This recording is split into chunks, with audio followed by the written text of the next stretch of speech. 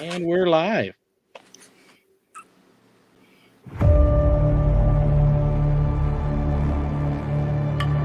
Have you ever wondered what was out there in the night sky?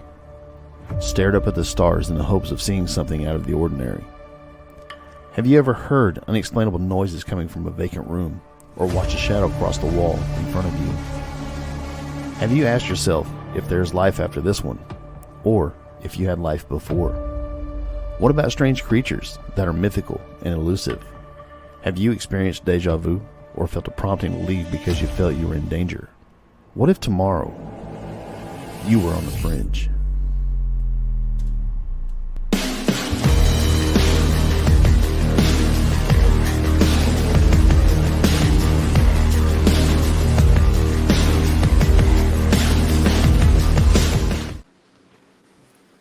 Welcome to On the Fringe. I'm Mark, and I'm joined tonight by Pam and Jess, my semi-regular co-host. Bill is going to try to log in here later. He had to go pick his son up from college, so he's a party pooper. well, you got to pick up them kids, So, they're overrated. This is true. They're nothing but trouble. That's exactly right. I wouldn't trade them for the world. Right. Before we get started, invite everybody to visit our website, whatiftomorrowmedia.com. Click on the links to our sponsors and give them a shout and use our codes. We've got Duke Cannon, which is probably my favorite. I use it every day. We've got EMP Shield. Anything could happen, and it works well against lightning once. So you need to try that out. Conflicted the Game and My Patriot Supply. So give those a shout out. And if you don't feel like doing something like that, you can go buy us a coffee. It helps out with the show. I mean, we have to pay for all these services that we use, and every little bit helps. I mean, we appreciate it if you can help us out. Now let's get on the show. On with the show. Tonight we're gonna do basically Weird News Wednesday on steroids. It's kind of a believe it or not episode. We're just gonna cover this and that and anything weird that just wasn't big enough to have a show of its own. And some of them, you gotta be more exciting than that, Mark. You gotta be like, believe it or not, on the fringe. Oh, there you go. I'm going to put you in charge of writing it. It's exciting. Weird little stories like Ripley's. It's going to be great. Well, we're the kings of weird. That's right. That is. Book queens. Yeah. Queens. Oh, all right. You too, Mark. Own it. I'm probably not a king. I'm probably more like, the jester. I don't. That works. I need the Harlequin hat and the white face makeup. Or maybe I'm just a slug. I don't know. Crawling on the castle wall. Oh my goodness. Well, I've got a couple weird news things that's actually fairly current. Did anybody see about the hundreds of sheep walking in a circle continuously for 12 days in China? Yes. There's some pooped out sheep.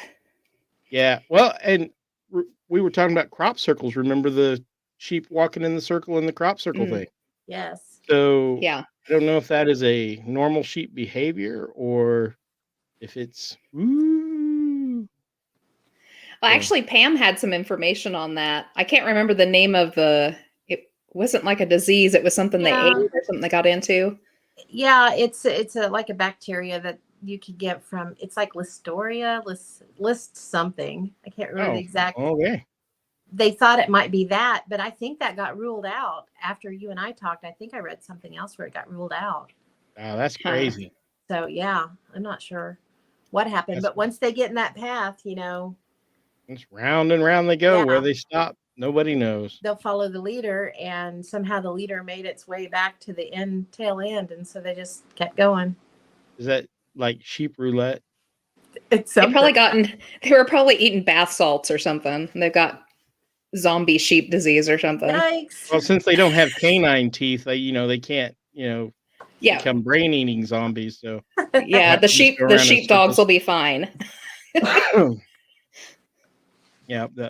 Well, I mean, it could have been a ghost sheepdog guiding them in a circle. Right? Ooh. Maybe that's what it was. creepy. There you go. There you go.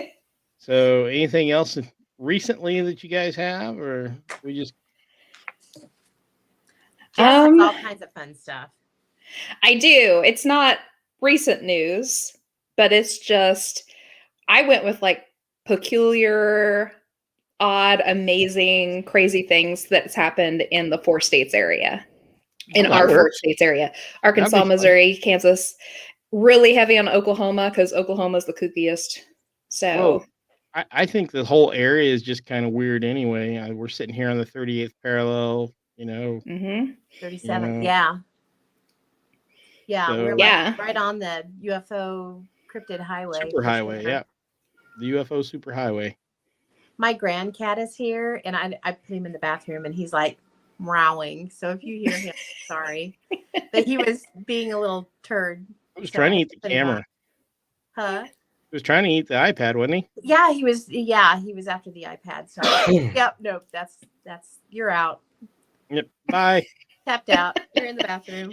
What? Why? His dad had Friendsgiving with his friends tonight. So Oh. yeah, Well, Like- Pizza and beer. Or...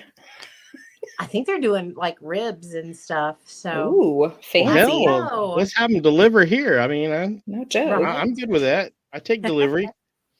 you know what was fun about tonight was when I was looking for stories in the area, I actually ran across some stories that I had never heard of. Yay. Mainly, I went down the rabbit hole because I ran across this thing that talked about a large python had gotten loose in Field Kinley High School in Coffeyville, like in the 80s or 90s, somewhere in there, and it had never been found. And they said that it had been picked up in an article written in the Coffeyville Journal in the 90s. So I went to newspapers.com and was searching for it. I didn't run across it, but I ran across another story that is just really wild. And it's from like 1913. Let's see. Yeah, July Go for it. 31st, 1913. And it's from Emporia, which is a little bit more north from us, but it's still interesting because the headline says, "Huge serpent in the river. Emporia excited about monster, either a mammoth alligator or an immense python." And I have you ever heard of that one? Uh-uh. I hadn't either. And it was in the Verdigris. The finding of an alligator in the Verdigris River a few days ago is paralleled by a case that's causing people of Emporia much speculation. So there was an alligator found there as well, but this was something else. They thought it was some variety of a sea monster that caused great billows to arise whenever it navigates and is making summer cruises on the Cottonwood by Gazette's Yacht Club extremely hazardous. Like, Oh, you know why stuff like this doesn't stay in Kansas? Why you never hear about it more than once? Because some old hick catches it and they fix it up on the barbecue. You know what? That's what I was thinking. I was like, I bet they cook it up. Yep. That would have been a big I old had me an shindig, alligator. wouldn't it? It's pretty tasty. We can have us a barn raisin. No kidding. Have I just everybody thought it was over and have funny. us fish fry. Well, then that kind of leans credence to the Fredonia snake. It does. There And you that's go. why- Somebody just got it and ate because it. that's why I got excited because, coming off of that Coffeyville story, hit this and then, is there really something to the Fredonia story? Huh. So, and I'll tell that one so everybody can hear. So, in 1871, in February, which makes it really weird, the people in rural Fredonia found a giant snake. I found the measurements. I went and hunted Ooh. everything up. So, it was 38 feet long, 38 feet and 9 inches long, and 43 inches in circumference. That's a big old Whoa. snake. That's like the whole river. Yeah. So when they found it, they killed it. And apparently they chopped it up after that and sent it off. Like people took parts of it. I don't know why though, but Well, yeah. And it was I more ate it. than just Tastes the like chicken.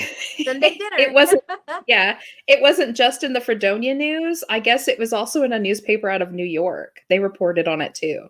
Really? But I couldn't get a date on the New York paper one, so I don't know if they reported it after the fact or if it was a made-up story, like some of the old-timey papers used to do for more readers. Sometimes they Yes. just pick the name of a rural town and say they found a pterodactyl or, Yeah. you know, a 40-foot snake but yeah. That's what pretty I guess cool. Fredonia is famous for now, is the giant snake. And I'm telling you, they ate it. They probably did. They probably filleted it. Probably right. Made big old snake fillets and threw them Snake up there on the steaks. grill. A little bit of salt and pepper and maybe some jalapenos. Barbecue snake steak. There you go. Ricky snake steak. I mean, it's Kansas. We're liable to eat anything. That reminded me of that line out of The Water Boy when they're eating the snake at dinner and he asked her what they're eating at that moment, and she was like, well, you see, snakes don't really have parts, but if I were to take a guess, I'd say it was his knee. Yeah, it's like my favorite line. Boo. That's Why crazy. not? Why not? Well, So what do 40 we? inches in circumference? Yeah, 43 inches around. That's hefty. That's It is. big. It's not as big as my waistline, but I mean, Could you imagine if it was that big around what it could hork down? Like, I wonder if it really happened when they chopped it up, what they found inside, what it had eaten. a few feral pigs. Maybe that's Great why they tour. chopped it up, to see if it had been in livestock or something. Oh, I bet. Yeah. Oh, maybe so. Yeah, they've been like, yep, I'd know that chicken anywhere. That belonged to Merle. It's rude. That's Merle's chicken. Yeah, that's Merle's flogging rooster right there. Right there. There it is. And they probably ate that too. Probably. It's nice and tender from all those digestive juices. Ew.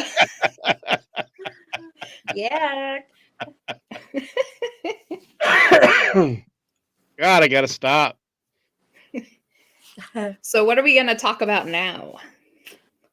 I think, and I'm pretty sure everybody's probably heard of this one, but it's just too good to not bring up since we're talking about weird stuff. Well, tell it, ma'am. This one's from Oklahoma. The guy that got arrested for killing his friend because Bigfoot told him that he was going to, he's going to give him to Bigfoot to eat. Yeah. Okay. I do believe there was a little bit of meth involved. I believe drugs were involved. Yes. Yeah. Bath salts, meth. Just a little something. bit.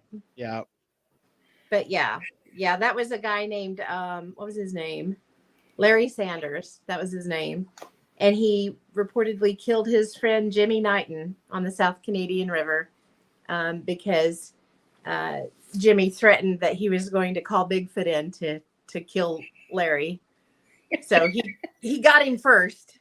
And then he proceeded to go home and tell his daughter what he did and his daughter's girlfriend, which happened to be Jimmy Knighton's son. So not the brightest of bulbs either. No, obviously not. I'm sure drugs were definitely involved. Drugs were involved. There's a picture of the gentleman if you'd like to see. There he is in all his glory. Oh, there's a winner for you. Yep. That's public record. Yep. Gotta love it. So pretty sure Bigfoot was not involved in that one. So is this like now a paranormal crime drama? Yes. It could be. Boom, boom, boom. This be Dun, dun. the weekend movie on Lifetime. Oh, now I have the theme song. Remember the was it this? Which night was it? Was it Friday night or Saturday night movie special? Dun dun dun dun dun. Dun. Well, yep. Y'all left me hanging on that one. Sorry. I don't know that one. Yeah, that was unfortunate for me to do. Sorry about that. Well, I mean, when we're talking unfortunate, About anything out of my mouth is usually pretty unfortunate. People tune in just to see what kind of train wreck is going to come out of my brain. Oh my gosh. Where's Chris tonight? Is she around? She is at home. She's pretty tired. She's been taking care of the girl all day. Oh, that's right. Oh. She made it through her hernia operation. Sarah, if you're Excellent. listening, I love you. Yay. We love you, It's feeling Sarah. Feel better. So, what's next? What do we got?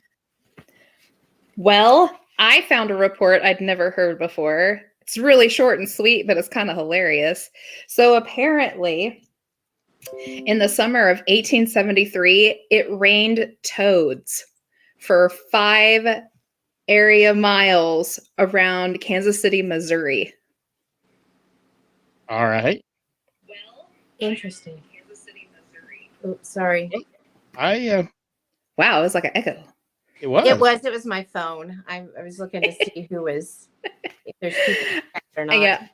I found the report in more than one place too. So it for sure happened. It lasted for quite a spell through one day, and it rained full-size toads, not tadpoles, in a 5-mile circumference around Kansas City, Missouri. Oh, welcome back. Bill. Ah, What? Bill? What's happening? All kinds of weirdness. You've missed me being just a total weirdo. Oh wait, no, you've known me a while now, so you probably didn't. you missed killer Bigfoot, raining toads, Dang. giant snakes. You missed out. Sorry. Yep. Oh, by the way, they taste like chicken. Well, sweet. That's why nobody can find them, just because in Kansas we catch them and eat them. That's right. You chop them up and have a barn raisin. Nice. He has no idea what we're talking about.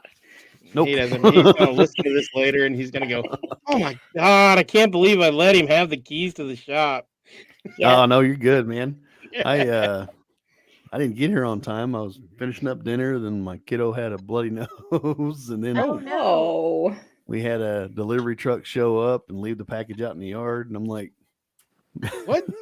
So yeah, it's What crazy. the heck? Yep.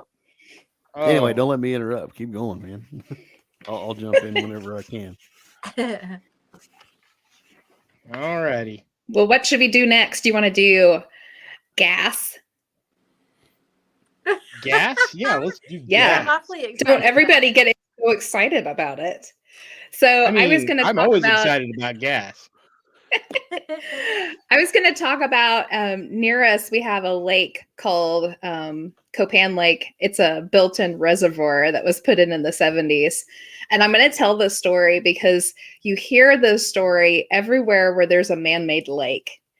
The lake is always haunted, but it really isn't in the end. So our lake was put in the mid to late 70s by the Corps of Engineers to backlog and make a dam for the Bartlesville area and to create a wildlife refuge up into our part of Kansas.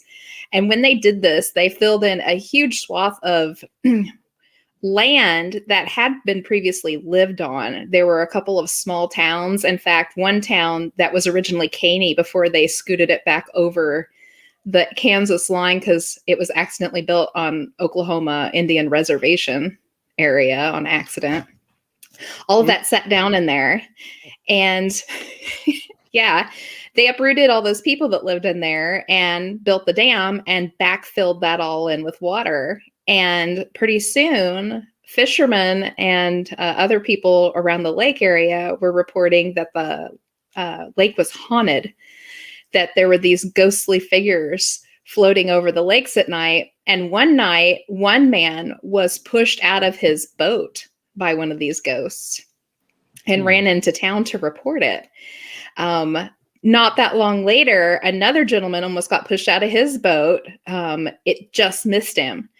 Well, come to find out, the lake wasn't haunted whatsoever, although they thought it was coffins bobbing up from the cemeteries that had not been properly removed and put elsewhere.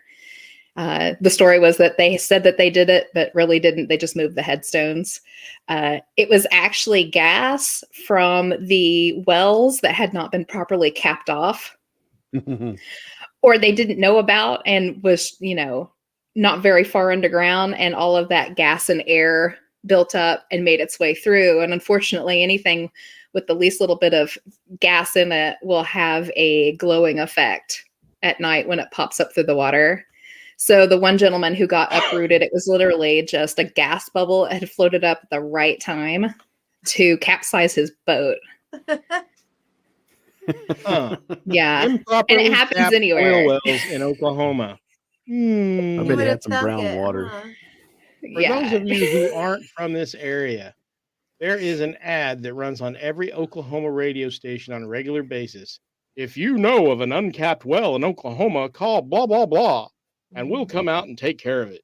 Yeah, we'll come clean it up. Free of charge. Yeah. So, I mean, it's kind of, it's a thing. It really is a thing in Oklahoma. Mm-hmm. So, And it's interesting too, because they definitely did 100% move cemeteries, and they didn't get them all for sure, obviously. But Well, yeah. if you go down, I don't know what road it is, but it's one where you can turn onto Washington Cove, onto Copan Lake. If you go down that one south of Washington Cove, and you take a left back in there, I can't remember exactly where it's at. I if I was driving, I could see it. I would know where it is. But if you go to the end of that road, on the south side is one of the cemeteries that they moved. And they did move a lot of bodies that they didn't have headstones for, because there are tons and tons of headstones that just say unknown on them. Oh. And it's been a while since I've been out there, and it's really a pretty little place they put them. But yeah, there's a lot of headstones that just simply say unknown. Yeah. Kind of sad. Meow. Oh, did you hear him? Oh no, Yeah, I'm we can hear sorry. him. It's okay. It sounded sad. He was sad about He the. is sad, but if I let the him out, unknown he's headstones. a terrorist. He's evil. My grandcat's here, Phil. He's No. he's not little anymore. No, he's huge, and he's just saw him the other night. He's going to be serenading us probably. He's He's huge. a big boy. I couldn't Yeah. believe it. I mean, they used to hold him in one hand, and now Yeah. he's like, Yeah, Yeah. Eric. Dude Eric ate his holding me like Wheaties. this. Yeah, Yeah. he's I'm not sure big he boy. didn't need a passed out college student or something. He might have. He might be the critter in the Verdigris River. He's big Except enough. cats don't like water. Have you guys already talked about that? What's that? The supposedly the critter in Vertigus River or whatever? This was another one that I found that we didn't know about from 1913. Do you know of one? I want to say I've heard something about it, but I don't know enough to share, if that makes sense. This one, it was the Verdigris, but it was on up. Now I can't remember where it was. Do you guys remember? Emporia. Yeah, up by Emporia. They thought it was either a mammoth alligator or an immense python. Oh wow! Yeah, it's pretty neat. I cool came to the little conclusion the reason nobody found it is some farmer caught it and ate it. It's Kansas. Strictly after all. possible. Mm-hmm. I mean, I would. Alligator's supposed to be good eating. It is good eating. I had it once a long time ago. I can't remember. I know I liked it, but I can't remember what it tastes like. Chicken, probably. Chicken. Kind of a fishy chicken. Most likely it did. For So sure. kind of like rattlesnake then. Probably, yeah. It's like surf and turf. All in one. All in one, yeah. There you go. I go surf and turf snake. Hot fires. Alligator. Okay, moving on. Do you have anything more, Pam, that's just really silly? Silly wise, Uh-huh. I ran across a couple of spook lights that I didn't know about. Okay. One of them, it caught my eye. It was one in an old newspaper. The reason it caught my eye is because it said ghost light in the sandhills, which there's sandhills out west of Caney. This one's also, it's March 18th, 1913 from Coffeyville Journal. And it was actually from Inglewood, Kansas, though. And I had never heard of that one. But yeah, they never did figure out what it was. It would appear and disappear. And yeah, there's some pretty good articles about it that I can put together. And I don't know, we can hook it with the show notes if you want. Because that's interesting. That'd be cool. Yeah. Have you guys heard of the one over at Houdow Pass? Just east of Yeah, Jacksonville? that's what got me looking for this one, was the Houdow Pass one. Yeah. I actually found the reason for the haunting, I believe. Really? And it's not what everybody thinks. Everybody thinks it was haunted by this little girl. There used to be a little memorial church that her dad built for her just a little ways away from that. I don't believe it was that. So back when this was Osage Reserve, of course, well, the Homesteader Act hadn't been passed yet, but there were still homesteaders coming in. And they were sending federal troops in to clear out those Indians, even though it was still their land. And right there in that area where Houdow's Pass is was the creek area, and that was the water run for the Claremore, I believe it was. Claremore Town was the name of that Indian village right there. And at about, I think it was 1863, I believe it was, they had a huge standoff right there. 5 hunters from the Claremore Town were down there on that creek area, and a whole butt ton of federal troops came in and just annihilated them in that creek bed. Wow. And that's right where the bridge is, or was, I should say, because it's now on private property. Yeah. Yeah. You My, can't get it anymore. Yeah. In the 80s, my brothers were big into coon hunting. Oh, And they said they were down in that area and there was snow on the ground. And they went to cross this creek. And there was a footprint. It was a bear, like somebody walked through there with their bare feet in the ground. So it makes sense. I've heard a lot of different stories. I have friends who grew up right there in that area and spent a lot of time down at Houdow's Pass just getting the crap scared out of them. And all of the stories and the different things that happen within them really kind of leans towards that Osage Indian, the lore and stuff around, especially one of the reasons why it got its name, Hoot Owl. Osage were really in belief that Hoot Owls kind of protected and watched the dead. So that would make perfect sense if that was the site of a massacre, that Hoot Owl would be there to scare people off if you were hanging out in the area. Okay. I did find the GPS coordinates to Hoot Owl's Pass too, so I thought that was kind of cool. But I guess it was really close to Pumpkin Creek, just north of where the gravel pit is now. On the east side of. Did you? Pam had told me she'd found a lot of stuff on the You're from Coffeyville page, and I actually went through all the stuff. Did you go through everybody's stuff? Because there was pictures. Yes. Somebody posted pictures of how to get there, all the signs, and then took pictures of the actual pass. So I saved them. Oh, good. Cool. Oh, I excellent. didn't save them. I'm glad you did.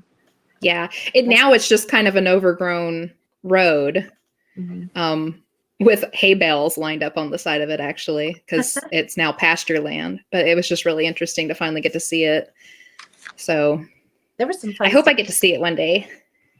Yeah. Maybe we should try to find a way to investigate that. That'd be a good one for the. They had that story about, I guess there used to be a little chapel that sat right there that a man had built for his daughter. And that's the one that they claimed haunted the area, that she had drowned in the creek and all that stuff. Well, it turns out that that little girl, I can't remember their last name, but I think her name was Mary Alice. She is actually the cousin of Mrs. Payne that used to teach journalism at Caney High School. So she used to be my teacher. And I ran across where she'd put in there and said she actually did not drown in the creek. She had died at home, but her dad had built that little chapel for her in remembrance of her. And I guess at some point, I don't know when, they had moved that little chapel to the church that is just west of Brahms in Coffeyville. So that's where that's at now. But it did used to sit out there. And I think there's still a foundation out there from it. But I just thought it was neat. There's a little bit of Caney connection there with Mrs. Payne. That's cool. Yeah. I thought it was neat. Yeah, that is pretty cool. The things you learn. Yes. I Hey, actually did you guys made ever... Oh, go ahead. Go Jess, ahead. Sorry. Go ahead. I was going to say, did you guys ever hear how the investigation went down at the old bank in Coffeyville? Who did it? The one we went on? Was it you guys that went on? I heard somebody was investigating here recently. Yeah. We investigated the Condon. Mhm. Okay. Yeah. How did that go? We had some interesting stuff. If you can share it. Yeah, we can share it. Yeah. Not a whole lot happened, just some odd feelings. I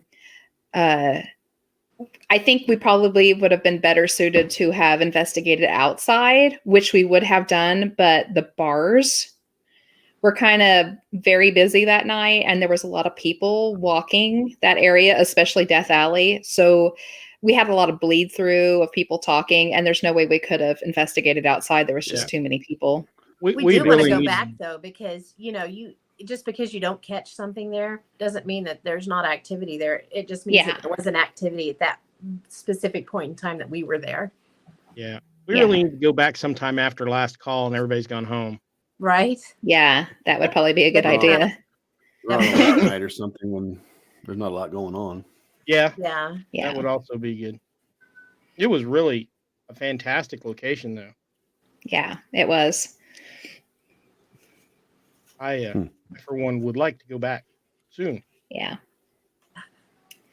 So what I was saying, Pam was talking about all the stuff that she just kind of found by accident that we didn't even know anything about it. I actually, I kind of found something, but it made some of my research come together that I didn't realize it was gonna. So I know I'm not making any sense. So I'm just gonna start with a little history on what I've been doing. So I've been collecting all sorts of stories for the last 10 years or so. Anything to do with Bigfoot, cryptids, time slips, light anomalies, odd happenings, Indian mounds, and I've been mapping them. And one of the peculiar things that I kept finding was stories out of Oklahoma of people seeing fully dressed, clear as day conquistadors popping up in their houses or seeing them in their yards. As real as you or me standing in front of them.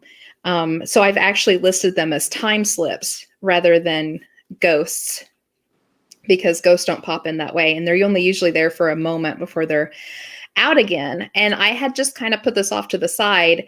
None of the places really made any sense where they were setting. It wasn't in a line or in the same area. And they kind of spanned the board. And I wrote down my dates here. I didn't write down all the stories because we'd be here all night. But the earliest one I found was in 1978. I had one in 1983, 1984, 1989, 1996, 2005, and the last one I found is in 2015. People scattered all over Oklahoma that have seen these Spanish conquistadors. And while I was kind of researching for this show, just to see if I could find some neat little nuggets maybe I hadn't seen before, I found the story about the lost Spanish city of Cascarello and the gold mines that caused the gold rush in Oklahoma. Have you guys ever heard of that? I have not heard of that. I haven't either. Yeah. So it's near, and forgive me, I do not know how to pronounce the name of this Oklahoma town. So it's either Canute or Canute, Canute. It's a little tiny town. I think it's Canute. I think so too. If anybody listening from Canute thinks I'm doing it wrong, I apologize. Anywho, so I guess the people in this area for generations have grown up with this urban legend that there was a Spanish city just outside of their little town that was full of Spanish gold. And it was just that. It was an urban legend. It was passed down from adults to kids. bedtime stories, and every kid worth their clout had gone out there to hunt for the gold, but never found anything. Here in the late 80s, early 90s, a gentleman finally got a bug up his butt and decided he was going to go out and find out for sure. And he got permission to be out on the property, and he started taking measurements and doing some digging and some looking around. And he started stumbling onto foundations, very, very, very old foundations. And he stumbled onto some caves, which ended up being more like mines. And he started stumbling onto smelting areas. And they finally brought the proper people in to look and found out that it was in fact sitting on a gigantic gold mine that had been mined out as far as they can tell. And these huge, huge foundations, which were for buildings, people were living there, and they started finding artifacts that were all Spanish. And they did find a little bit of leftover gold from the smelting areas, just kind of down in the dirts and stuff like that. So it was actually true. So the Spanish came through at that time and had a full smelting facility in the middle of Oklahoma, which would mean that the whole conquistador stories were true. Well, That's fascinating. they found evidence of the conquistadors having a battle in Ark City with the Indians who were living along the Arkansas right there. Yes. They found signs of that, because I don't know if you guys have seen in the news in the last few years, they have found that there was a city, an Indian city, along the banks of the Arkansas in the area right through Arkansas City, just not 40 minutes from here. Yeah. So it was like About 3 to 6 miles long. I mean, just built along the banks there. And they found shot and cannonballs. And of course, all sorts. That's They've amazing. always found. I've always seen arrowheads and stuff from the areas. The pawn shops are lousy with them. Yeah. So, I mean, that's not all that far. My aunt used to. They used to live up just south of Cherryville. I don't know if you guys are familiar with what used to be called Corbin City. I've heard it. I've heard of it. Yeah, it's about 3 miles south of Cherryville. There's just a few houses there now. But they were, I don't know, it's probably, I'm guessing, about 4 miles. And there's a big hill. They called it Boot Hill because it's kind of shaped like a boot. And when I was a kid, my grandparents, they owned the property around. And then my uncle bought the property adjoining on the other side of the hill. And they used to go up on this hill and explore and all that. And they found a whole bunch of old cowboy boots, which they put up on the fence post to kind of solidify the name. And they used to find arrowheads and stuff up there. They had an old cowboy campsite up on top of that hill.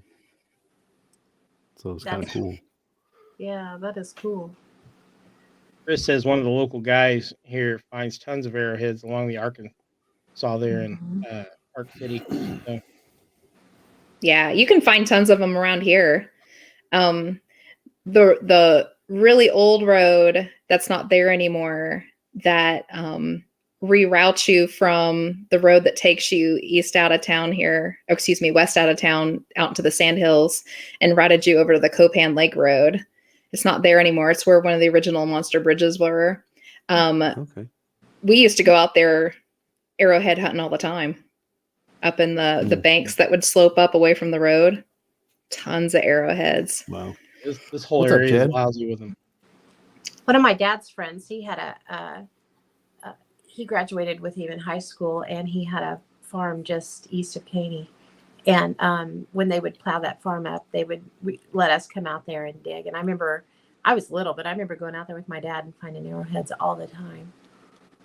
It was really neat. Cool. I know. Yeah. Up on my grandparents' hill, we used to find a bunch of like fossils and of like sea creatures, and we go catch scorpions and That's stuff so like cool. that, And it was just I love being up there. So many good memories up there, but I never found any arrowheads. But I can't say I really looked. But my aunt, said they found tons up there. That's neat. Okay, you were talking about Canute, Oklahoma. I have a weird story out of Kanawha. Have you guys ever heard of Catherine Cross? The girl named Uh-uh. Catherine Cross. I Okay, don't think so. she was pretty young. She was about 17, 18 years old. And when she died in 1917. And on her headstone in the Kanawha Cemetery, it said murdered by human wolves. Oh, I Remember have this heard of one? this. Yeah. Yeah, I just didn't know her name. I didn't know the name. Yeah. Yes, that's her name. And I guess I've seen pictures of the headstone before, but apparently one of the articles I read said that the headstone as of 2016 had been stolen and it's no longer in the cemetery, which really Oh, stinks. It's too bad. it does stink. But yeah, they don't know. She died at the hands of, I want to say, the school teacher, if I remember right, and someone else. They think that she was probably had a botched abortion, is what they're thinking it was now, and that at the time they couldn't speak of that, pretty much. But it, it became a really popular ghost story, and I think there was a book written about it. That was just a fictitious story about it that really wasn't true at all. But I always thought it was interesting because that kind of lent to the idea of there being werewolves in the area down there. But you don't see that often. Murdered by humans. I'm sorry, I was distracted. Where was this at? Kanawha, Oklahoma. I wonder if it was Dogman. I don't know. Maybe. Because, I don't know, I think I've mentioned it here before. But some of the stories I've heard coming up through like Mexico and all that. Well, the claim was that her body was found and it was shredded completely. And that's why they felt that she was murdered by human wolves. But maybe it was Dogman. Who knows? I actually know the real story if you guys want me to poop on your parade. No, don't do that. I like the other story better. Okay, I'll let you have it. Okay. It was the wolf man. Snickety snick. The real story is usually not nearly as fanciful and way not. sicker. Was it a botched abortion? Yeah. I thought it was. Yeah. That's what I had heard it was. But I had also read that she was shredded. I don't think she was. I think she was in one piece, but yeah. Ew. We need to get Brian on. On. But it's really cool. I mean, a lot of stories grew up around it. It's pretty interesting. What do we need to get on? So, do what? Brian from Red Dirt Cryptids. Oh yeah, we do. Yeah. Yes, he may be listening tonight. He was going to try to listen in if he was going to be home and would have a chance to. He would be excellent to talk to you about that. Yeah. I just talked to him on the phone yesterday. Oh, sweet. Yeah. Yeah, we need to get him on the show. That would be cool. I got his number here. Yeah, he would be really good to talk to or to get on. He'd be a great guest. I'd like to go out with the guys. That'd be fun. That'd be fun. Yeah. We need to. We promised we'd get together with them at some point, so we should make that happen sometime. If anybody out here wants to know what to send me all kinds of trail cams and we'll go Bigfoot hunting. Ooh. I might even send them back if you really need them back. So if you want to, we can go Bigfoot hunting in the off season and you can just mail them to me with a return address and I can mail them back with maybe Bigfoot pictures. Or maybe me just drinking beer. I don't. It's hard to tell what you'll get back.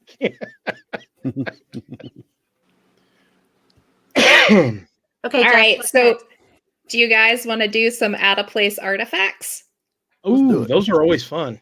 Those are I actually have two stories that lead into each other, so this will be fun. So, 1928. Hold on, let me find all my stuff here. Okay, in a coal mine in Oklahoma, 1928, and I actually have the whole little story here I wrote up, so you get to hear the whole spiel. So this dude named Atlas Alman Mathis was working in a deep coal mine shaft when he discovered strange concrete blocks lying on the floor. They were 12-inch cubes that were so smooth and polished on the outside that all 6 sides could serve as mirrors. Wow. He chipped one open to find it was full of gravel or a type of concrete. He started to shore up the room with timber, but a cave-in began and he just made it out. When he came back, he found a solid wall of these polished blocks.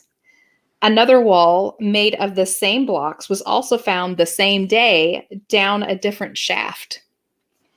Mathis said officers of the mining company pulled the men from the mine immediately and told them they were not allowed to tell anybody. They moved them to a new mine in Wilburton, Oklahoma. Looking back, he said the age of the coal in the mine was around 286 years old, and he found that wall behind the coal. 286 million years old, with a man-made, perfectly smooth wall behind it. Well, I mean, that just makes Graham Hancock look like he really knows what he's doing. Yeah. It's I want to watch his crazy. new show. Yeah, I do too. I hate to spend money on Netflix because I really don't like Netflix, but to watch Graham Hancock, I know. I will do it. I might only watch it until I'm done with the show, but I think I'm Yeah, going I to end might. up doing it. Yeah, I might do that this weekend. That's a good idea. There you go.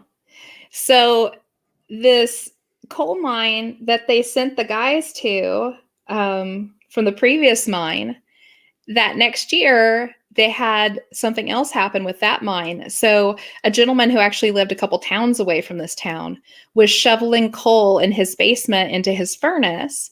And in one of the times he chucked it, a big chuck of coal didn't make it in the hole and hit the side of his furnace and fell on the floor and broke open. And inside of it was a silver teacup. What? Yep. And That's that interesting. coal was from a deeper area than the previous mine, and it was estimated to be around 380 million years old. See, That's I'm Now, I where don't was think- this in Oklahoma? This was in Wilburton. Wilburton. Okay. Yeah. So the first mine was outside of Wilburton a ways, and this one was literally right on the edges of Wilburton. Wilburton is a really huge mining area, or it was Mm-hmm. in its day, mostly coal. But that's I've got a where, question. yeah. Go ahead and finish your point. Go ahead. Oh, I was just going to say it's where the bulk of the coal came from for the residents in Oklahoma for their furnaces and such.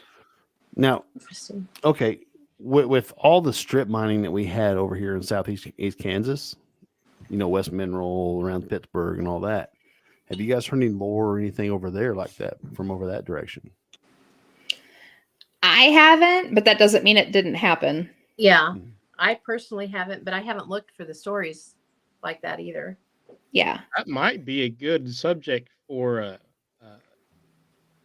a deep dive sometime. Yeah. Mm-hmm. Because I've read so many stories. I mean, like the bell in the coal seam, and the hammers and screws and all sorts of things. Yeah. Yeah. That might be a good show, an out of place artifact show. That would be. Ooh, yeah. You guys need to investigate Big Brutus. That'd be fun. I've there. never been there. I've never been there. Really? I mean, You're missing out, you it's guys. huge. I'd love to see it. It's ginormous. It's cool. Like I mean, three I do times know- my class went to see it and I was sick all 3 times. So I assumed I was not ever meant to see it. The curse of Big Brutus. My oldest son, Jessica, he it's not loves loud. stuff like that. So we took him there when he was little. I mean, it's cool. I mean, for the ones, I think I've been there a few times. I took my boys over there when they were younger, but I went over there when I was younger. But I do know of one person that died over there, and it's because he's an idiot and tried to base jump off the boom. Oh, good grief. And his parachute didn't open fast enough. God. I mean, Darwin Award, but Dang. That reminds me of me Yes, jumping that off my was- bunk beds when I was little with my grocery sack and couldn't mean, figure out it's- why I twisted my ankle. it's tall, but I don't think it's that tall. I look now. It ain't that I wouldn't tall. jump off of it and It ain't expect that the tall. It's not parachute that to open. tall. It's not that tall.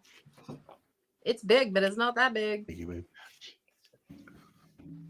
That's almost like the guy who electrocuted himself in Chicago trying to gold plate his junk at the electroplating place. Oh, good grief. He painted you who gold. He did not have. It time happened. It to was like a couple years ago. Yeah, You're welcome, he babe. didn't. Well, I don't know. That's unmuted. He hooked himself up to the I love electricity and gold. tried to put his stuff in the. Tried to put his stuff in the tank, and it was bad. Yeah. That's terrible. I mean, we can have a Darwin Survival Award of the show because, fittest. I mean, Not the dumbest. I say we just Yeah, take the that's- warnings off of everything and let Yeah. the chips fall where they may. Yeah, Absolutely. that's just Mother Nature weeding out the weak. That's all that is. Yep. Big Brutus is 150 foot tall, or 150 foot long at 16 stories tall, so 160 foot tall. So that's the So, equivalent of probably jumping would have off been all right if he'd have 14-story bungee building jumped. with a parachute. Yeah, no. No. Yeah.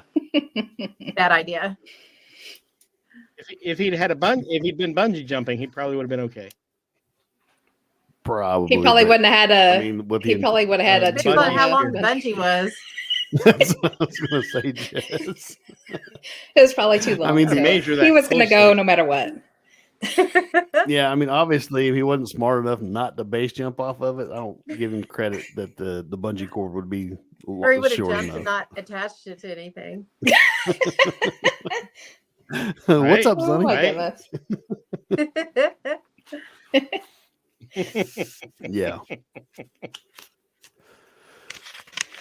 All right. So what are we Anyway. going to talk about next? I don't know. There's so many. Where do you want to things. go? Do you want to do time slip kind of stuff or Absolutely. disappearing stuff or We could do, either one. yeah? Okay. Ooh. I'm going to let's talk do it. about the little girl from Hannibal that went missing for 3 days.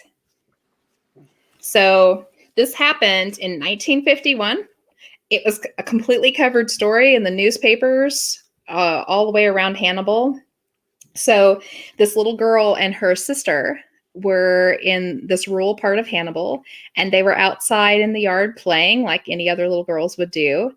And they were hopping and playing and chasing each other around. And the littlest sister literally disappeared in midair in front of her older sister. She freaked out, went running around the yard, was sure that she was playing hide and seek, couldn't find her, finally got worried and ran in and told her mother, sister's gone missing. She disappeared right in front of me. They're like, she's got to be around here somewhere. They spent the next 3 days hunting for this girl and couldn't find her. Police had been out looking for her. They thought maybe she had gotten kidnapped because there was a road in front of the house, and they thought, well, maybe she had hopped into somebody's vehicle. Anyhow, they were just getting ready to give up the search, and the father had gone around the side of the house to go get something, and his daughter reappeared right in front of him. Skin and bones, very, very ill. They scooped her up, got her to the doctor, started looking into some stuff, and she actually passed within 3 days. But the stories Wow. that she told to them while she was still capable of it was that she had ended up in this place that had cobblestone streets. People were pouring urine and other things out onto the road. They wouldn't let her eat. And the style of clothing she was talking about, they finally figured it out that she was talking about medieval Europe. And after she passed and they did some testing and stuff on her, they found out that she was the very first person in the state of Missouri to have died of the plague. The Oh my bubonic plague. goodness. Wow. Yeah. I have heard that one. That is I crazy. had not heard that one. That Crazy. is I haven't either. Yep. Wow. And that was only in 1951. That wasn't that long ago. yeah, that Mm-mm. that I was guess- modern. That was Mm-hmm. I guess my question is, I mean, the stigma behind stuff like this, the paranormal, all this stuff. How often does this happen that's not reported? Mm-hmm. Exactly. People just don't want swept to be under the thought- rug. Oh well, we can't talk about Yeah. it anymore because Yeah. we can't explain it. So we can't talk about it. I mean, Mhm. thankfully it's becoming more mainstream, Mhm. but it just makes me wonder how often this happens. Especially in the the 1600s or what 1600s, I guess, with the like the Salem witch trials, Yeah. things like that. Could have been burned at the stake to even Absolutely. mention something. So you're not like going to this. report it. Mhm. I mean, Mhm. granted, the population wasn't as much, but all the way up. I mean, this area, we're the Bible Belt, and it's just how often does that go unreported? Right. And it's becoming more mainstream today, but I mean, it Mhm. wasn't that long ago. We were sitting there wondering if there was any other weird people in town like us. 2012. We were taking a huge chance, huh, Mark? We didn't Yeah, I mean, it was a big deal. I don't want anybody to think I'm a freak, but I mean, Yeah. I'm interested. And Yep. so, It yeah, was like, oh, you're into this? Oh, so am I. it's wonder not who been else that is. long No. No. where you could really That's- talk about it. Yeah. Within the last 20 years. Before, Yeah, and I would venture to I've say, always been weird, so I always talked about it even when I was little. uh, But not everybody does, and not everybody's willing to take that chance. yep. I know. Sonny said, "I wonder if someone got sent here when she got sent back in time." Ooh, that's an I interesting. don't know, like a thought. swap. I don't know. My question is, and this is never talked about, it's really hard to find much more than what I gave you because, like anything else, the minute that they made this kind of discovery and these hunches, people started backpedaling, especially the doctor that diagnosed her with plague.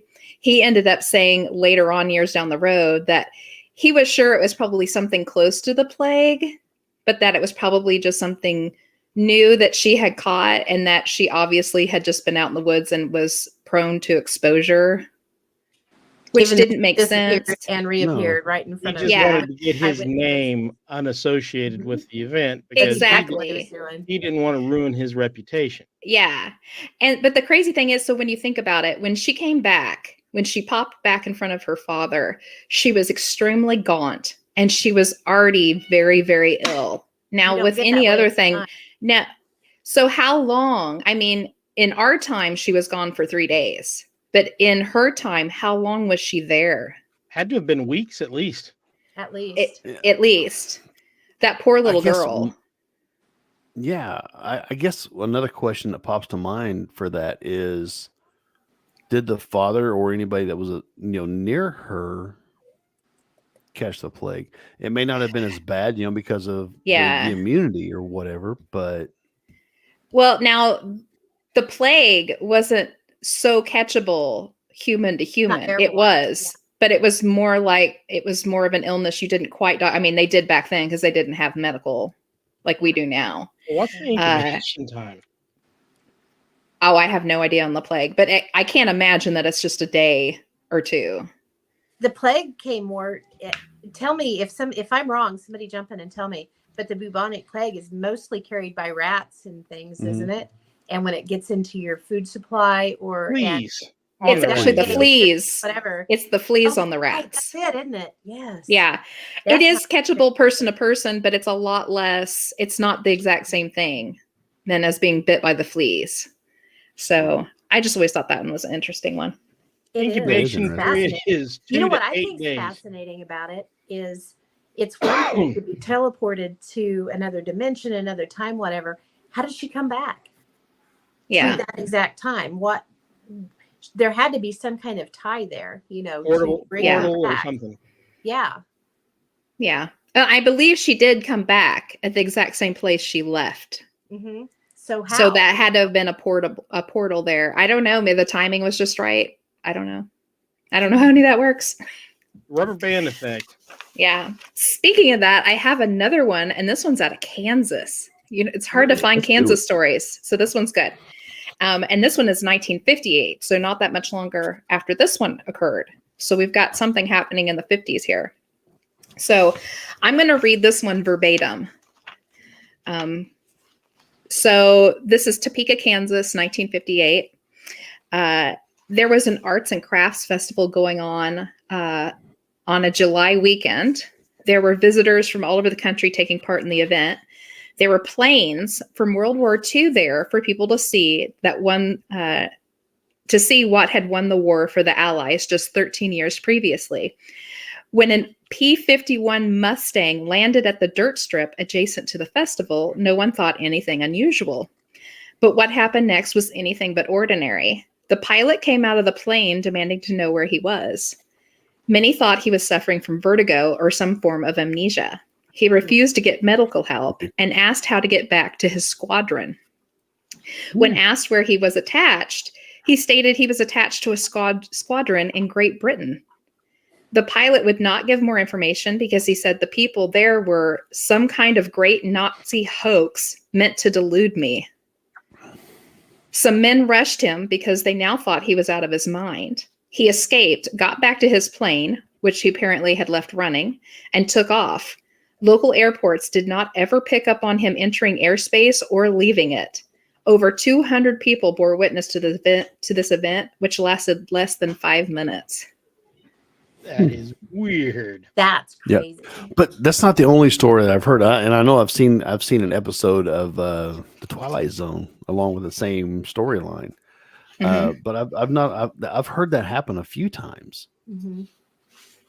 There's another one of a gentleman that was in an airplane and landed, and it was for the area. It was a really strange looking airplane, and he had, was it his identification that came from somewhere that wasn't even a place? You know what I'm talking about? I think we've discussed that was before, in I want to say in Japan, and I think Mark and I've covered this. Yes, and money was different, and Yeah, that's they a cool one. That one stuck with me. Yeah, they arrested him and put him in that hotel room with guards, and no way out, and he ended up disappearing. And all the stuff that he had with him. Yeah, that's a cool one. Yep, that is. So, Chris, do you want to do another one, Pam? Yeah, I can do one. Yeah, let's do one. Well, let's let Pam do one. I think Jess knows which one I'm going to go with here on the disappearing thing. That's perfect because after you're done, I have one too. Ooh, cool. Yeah. Okay, so if we want to talk about disappearing things and things in our area, this is a great one. This is actually personal for me too. This happened to me when I was about 10 years old. My brother is 4 years older than me, so he was just driving. He was 14, and during the summer, both our parents worked, so we would just, run around or do whatever. And he collected beer cans. And this was, back in the 80s. So he didn't just collect beer cans. He really liked the screw top ones that were pretty hard to find and more obsolete at that point. And so we would go out and look for, old houses or whatever that had the trash piles, that so a lot of times you could find them in there. And so we were out in my mom's, I can't remember what year it was, but it was a green Ford Pinto, a little standard Ford Pinto, a little bomb on wheels that we know now. But it went so fast you had bugs on the back windshield. Pretty much. It was quite the hoopty. But we were out in the Sandhills area.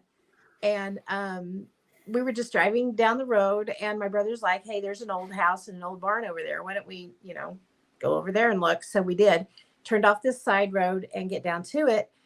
And we pulled in. There weren't any no trespassing signs or anything. So we went ahead and pulled in. And to the left was the house. And it was just a standard farmhouse in really bad shape. Old, obviously hadn't been lived in years. And then to the right was a barn. And it was, pretty dilapidated too. But in between was this huge, like a trash pile, So we went and looked, and he actually got, I can't remember if he got 1 or 2 beer cans out of there. I think it was 2 that had the screw tops on it. So they were in pretty good shape. So we put him in the car.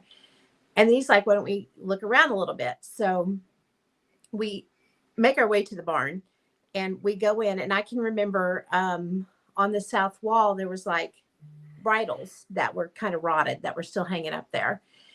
And there was like the door to the outside was open. It didn't have a door on it. It was just an open doorway.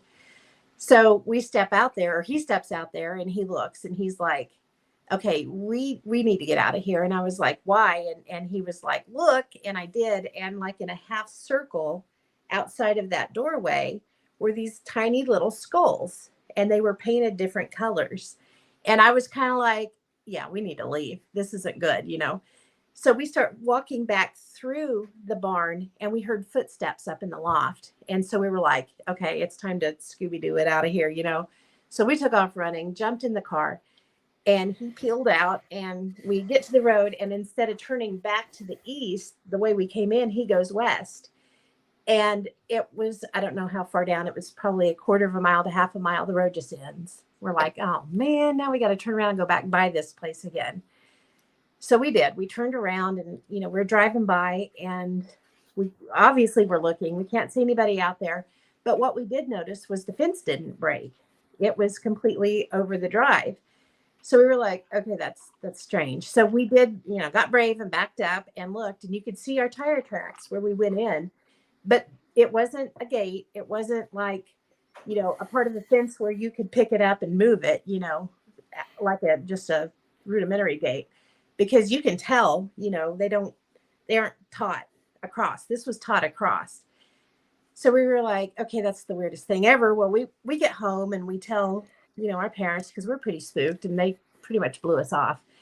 So you kind of, file it away in the back of your mind. And as years go by, we tell this story. I tell this story. We know it's out there somewhere. Well, when I get up to old enough to drive and things, we'll be out in that area and be like, okay, I'm looking for the house, couldn't find it. And then I want to say it was around 2012. It was around the time we started our group. Might have been a little bit before. But I was with the Historical Society, and my friend Leslie and we did this thing with Find a Grave, where I don't know if you guys have ever been on the website, but you can be a contributor. And so what you do is basically you sign up and you look at cemeteries in your area, and there might be somebody from like New York or somewhere that has a relative or some interest in that cemetery and would like a picture of a headstone taken for them. So as a contributor, you can go out and take that, claim that, take it, and upload it. So we did that quite a bit, and we had some come up for the St. Paul Cemetery. So we went out and took those pictures, and so we were already out in Sandhills anyway. And while we're out looking around, we happened to go down this road, and I looked off, and I was like, oh my God, there's the house. And Leslie, she knew the story. She's known me for years. And she was like, are you serious? She knew exactly what I was talking about. So we stopped in the middle of the road and took pictures I had a digital camera. So we were taking pictures with it. And so we get back to the house. I'm super excited to know. Got everything uploaded to Find a Grave. And then I don't remember, it was probably a year or two later that we started our group, because I remember telling Jess about it. And I was like, I have the pictures. They're on my computer. Let's check them out. And so I go to pull them up. The Find a Grave pictures are there, but the pictures of the house are not there. And we're like, okay, that's just really weird. So we got with Jess's mom because she was familiar with the area. And she was like, you know, I asked her, do you know anything about where this house would have been or who would have owned it? Oh, yeah, I totally know. That's old so-and-so's house. They tore that down in the 70s. And we were like, what? And she's like, yeah, absolutely. There's no question in her mind that that house was torn down and gone in the 70s, which would have been before I went out there with my brother and way before the time that we went out and actually took pictures of it. And I still have yet to figure this one out.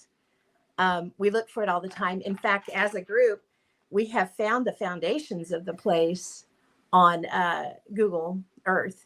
Yeah. So we know it was there and it's not there anymore. But yeah, it's pretty, still can't figure that one out. Yeah. But that is we drive by there personal- often to see if it'll pop back in again. We do. Yeah, we do. Yeah. But yeah, it's pretty crazy. Chris says it's her favorite story. You can tell it as many times as you want, it looks like. Yeah, it is, Chris. It's just crazy. And you know, it's one that comes to mind often. And I have never been able to figure it out. But I was able to go back on Find a Grave and find those pictures that had been uploaded and get the date off of it. But the crazy thing about that was the last time I tried to go back and find those pictures, they are not on Find a Grave anymore. And I don't know what happened, but I know I've got it written down somewhere in my thousands of notes that I have the time, the date that it happened, not the time, but the date that it happened. And I guess it would be the time I uploaded them. But yeah, I don't know what happened to it. It's a government conspiracy. It's something. It's something. It's freaky. I know that. That's crazy. Yeah. So it's interesting to note. So my mother, she didn't know the gentleman that lived there. She just knew of the gentleman that lived there. He was kind of a kooky old guy that just kind of kept to himself. She was very little when he passed, but she remembered people talking about him, the old crazy guy or the old weird guy. So it would make sense for Pam to have found painted skulls and things like that in there, if that was kind of his MO. That's a good question, Andrea. He very well might. He's in really bad health. So I'm not sure. I can ask him to see if he does. Yeah, that'd be cool. Yeah. My wife asked if, does your brother still have the beer cans? Because I just talked to him not too long ago if he could remember some of these things. And he did remember a lot of it. He got a few of things a little bit confused, but he did remember it. And he remembers being extremely scared of it and not wanting to go out there ever again. Yeah, I'd have been terrified. Mm-hmm. Oh, yeah. Painted skulls And in a think about circle. it. You're 14 years old and you got your 10-year-old sister with you and this is going on. You're definitely getting out of there because if something happens to you, you're going to die. Sissy, get in the car, get in the car, get in the car. Yeah, exactly. You're going to learn to drive real fast. Go. Heck yeah. Yeah, it was a crazy day. Crazy day. So I have a favorite disappearing house story that Pam and Mark have heard before, but I don't think you've heard it, Phil. The one down by Ponca City, the old farmhouse that was popping in and out. Well, while I was researching for this, I finally found the info on it, like the full info. You did? So yeah, so a reporter back in the early 2000s found one of the men and did an interview with him and was able to get all this information that I hadn't heard. So what I'm going to do is I'm actually going to read his little article that he wrote because it's got everything in it rather than just trying to skip through and give you the details because it's not very long. So I'm just going to read it verbatim. A white Ford pickup pulled up to a cattle pasture near Ponca City, Oklahoma in early fall 1971 and stopped at a gate. Carl, Mark, and Gordon worked for the cattle feed distributor and were sent to this remote area to pick up a feeder. See, I had thought that it was an oil tank or like a propane tank, but it was actually a feeder. What they found there has kept them silent for 41 years. We opened the gate, which was barbed wire with no lock, and entered, Carl said. We went on the property, which was covered with grass up to and over the hood of our truck. We realized the tank was almost half full and too heavy to load, Carl said. We decided to leave and drove around the red barn, and we see a large 2-story white house with no lights in front of us. The trio drove back to the cattle feeds company, and the boss said he'd drain the tank and they could pick it up tomorrow. We went to the location to retrieve the tank the next night, Carl said. This time we decided to go through the old white big house on the hill and brought our shotguns. They drove onto the property over the path they'd made through the grass the day before and loaded the tank. What they saw next was completely unbelievable. It was no longer there, Carl said. We walked up the hill where it stood, and there were no signs of demolition, no foundation, nothing at all. What we all seemed to witness the night before was no longer there. We have talked to each other over the years, but none of us can begin to explain the vision. And that was just outside of Ponca City. That's neat.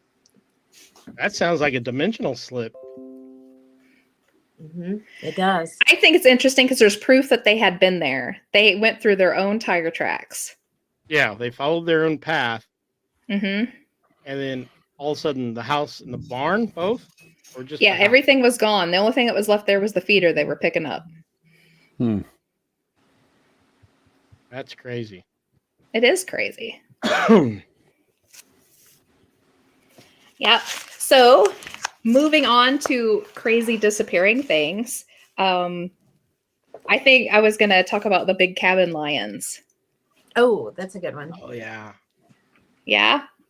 So this happened, and I went and looked up, so I made sure I had all the information this time instead of just off the top of my head. So this happened in 1961 in March. Actually, I don't have the exact date, but it happened all along the, what the heck was that? My son's playing with a toy. Oh, Oh, okay. I was like, He's got a I was little like, what am robot. I hearing?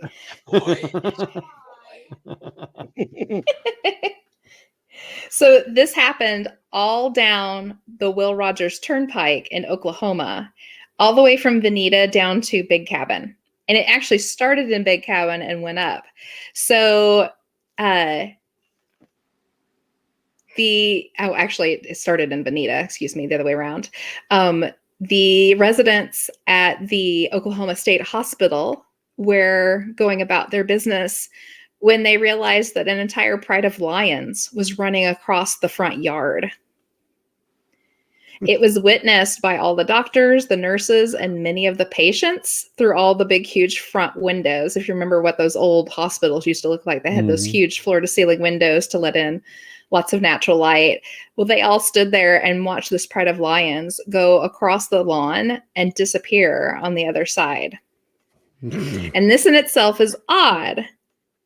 But it wasn't actually the only occurrence. On the same day, a gentleman and another lady driver were nearly driven off the turnpike when a pride of lions went across the highway in front of them. Jeez. Yes. Now, in Veneta, or Big Cabin, excuse me, another pride of lions was seen by a farmer going through his chickens and out the other side, killed most of his chickens, and they actually got paw prints from that one. All of these lions disappeared just on the other side. Now, as far as I had known, these were the 3 sightings that had happened, but in my perusal for exact information on this, I found a couple more witnesses. There was another witness, and I believe this happened just before the 2 people got nearly run off the road. Another lady almost drove off the road because she saw a couple of lions on the side of the road rooting around in the grass. And she flipped out and nearly drove off the road. She did not see it appear or disappear, though. She just simply drove by like, what the heck's going on? And another farmer just outside of Big Cabin spotted the pride of lions going through his backyard and disappearing. Now, if you map it from Big Cabin all the way up to Veneta, up against the turnpike, it looks like they all happen one right after the other. So as if the whole Pride of Lions were running pell-mell from one city to the other and popping in and out of That's our time crazy. period. I wonder what the lions thought. Exactly. What the hell is this shit? Yeah. Think we can Yeah. eat that, Martha? Now, Jeez. here's the hilarious thing, and I didn't know about this either. I'm so glad I went and looked this up because I have more to tack onto the story.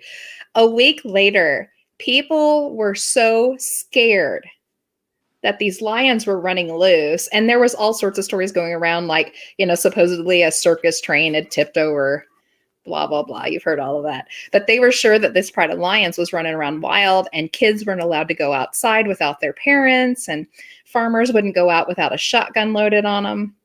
And a week later, after the last sighting, they got together a huge, big game hunt like you'd see in Africa. Like all the big hunter dudes in the area and some of the bigwigs out of Tulsa and Oklahoma City and stuff came in for this. And they went out on like horses and on foot all over that area hunting these lions. And of course, they never found anything.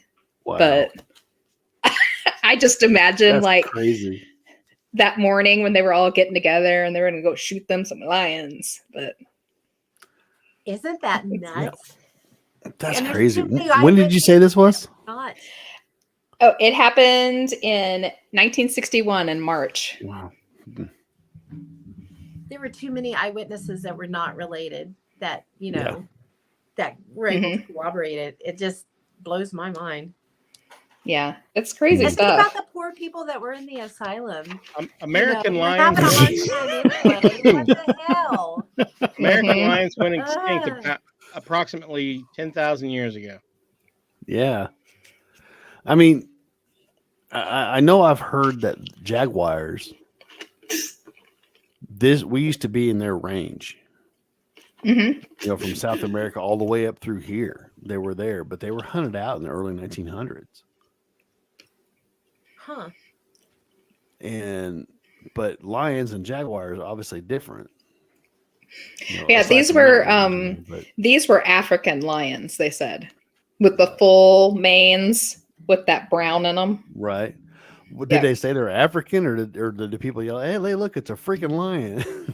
Well, they did, but later on, like there was a few people that knew what African lions looked like, and they were like, "No, this wasn't no fluffy circus lion or whatever. This was a Right. pride of African lions." That's crazy. The pictures of what American lions look like look very similar to American lions.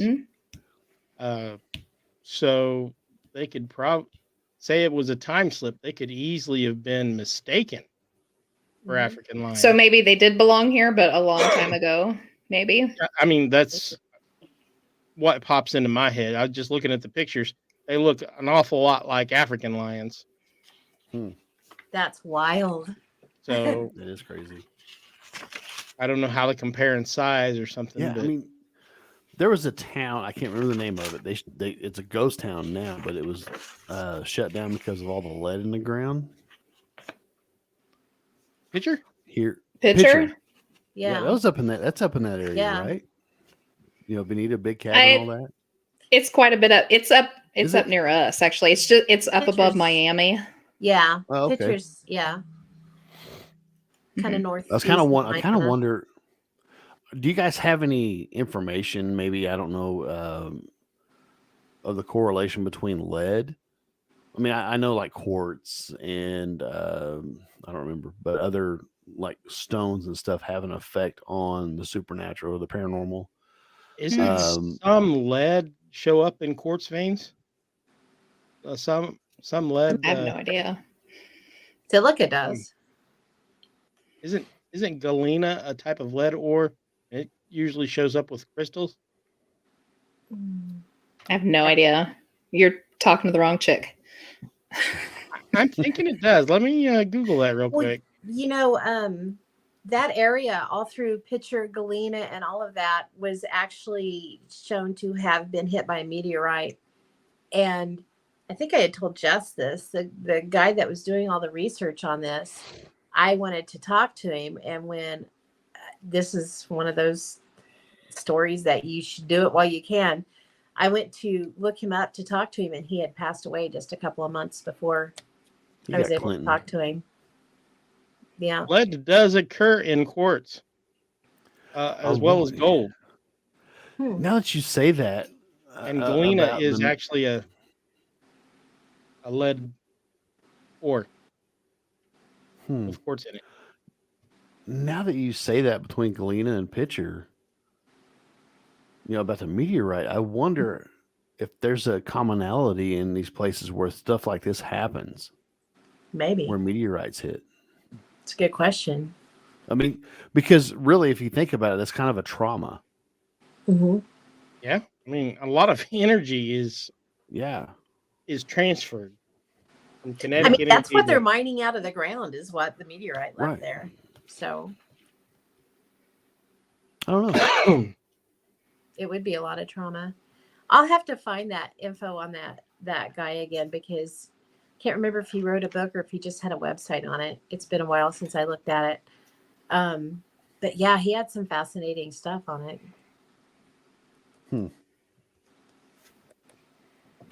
That's weird.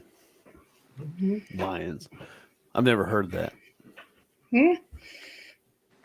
It's one of my favorite ones to tell. It's kind of, it's cool to think about. It's a very cool one. Yeah. Because it's not something you hear very often. I mean, you hear about cryptids or an occasional animal you're not supposed to see in the area, but you don't hear about them coming in groups all in one day in several different places. Yeah, and killing chickens. Yeah. By several. That's what's crazy. Several eyewitnesses too. Yeah. Mm-hmm. Yeah, to me, the whole chicken thing is what's crazy, because I mean, people say, "Well, I saw this," but there's no. I mean, they have footprints. There's physical evidence, but actually physically interacting with the environment. Road snacks. That's what blows my mind. Oh, look, a rest stop. Exactly. Funny. Chicken nuggies. That's right. Oh, let's stop at the pilot store. Buc-ee's. Oh my God. Don't get me Buc-ee's started on for kitties. Buc-ee's. I'm still working on all those chocolate covered coffee beans, man. I want to go to Oh my God. I've never been. Haven't either. Oh, So- you're not missing anything. Sounds like a good road trip. Yeah. Talk about running, Pam. You should do some running. So I ran across this book, and this guy, his name is Peter Nabokov, I believe is his name, if I remember right. Well, he wrote a book in the 80s, and it was on, and it's basically called Indian Running is the name of it. And he goes in depth on why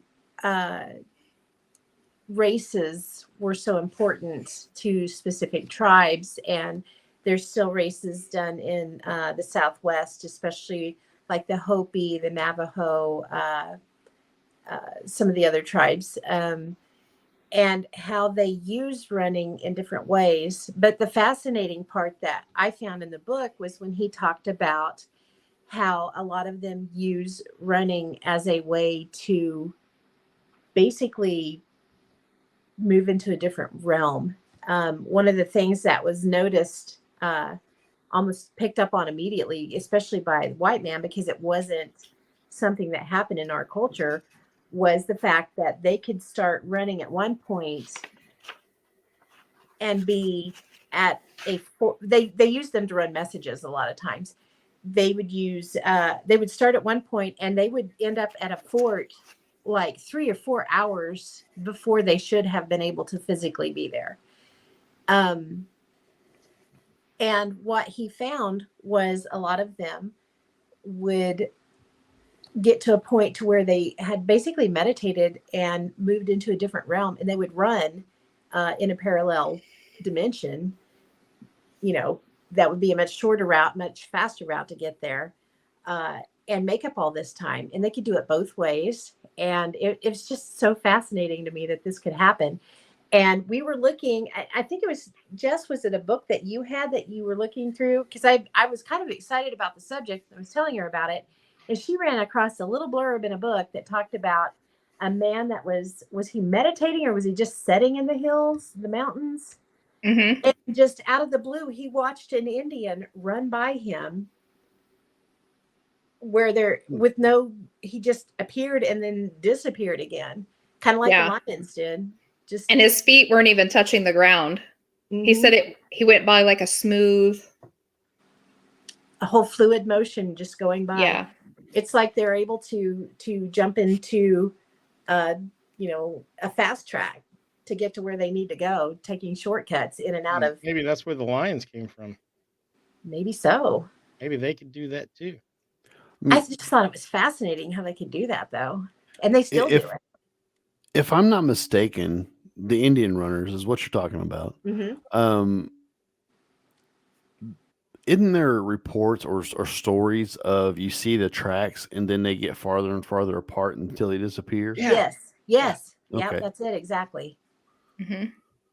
And one of the old tribe members had told, he was telling the younger men, the way that you do it is you basically focus on a mountain far, far away, and then you just aim for it and you just lift yourself up. And before long, you're running over shrubs, then you're running over the trees, and then you're running over the clouds, and then you're to the mountain before you know it.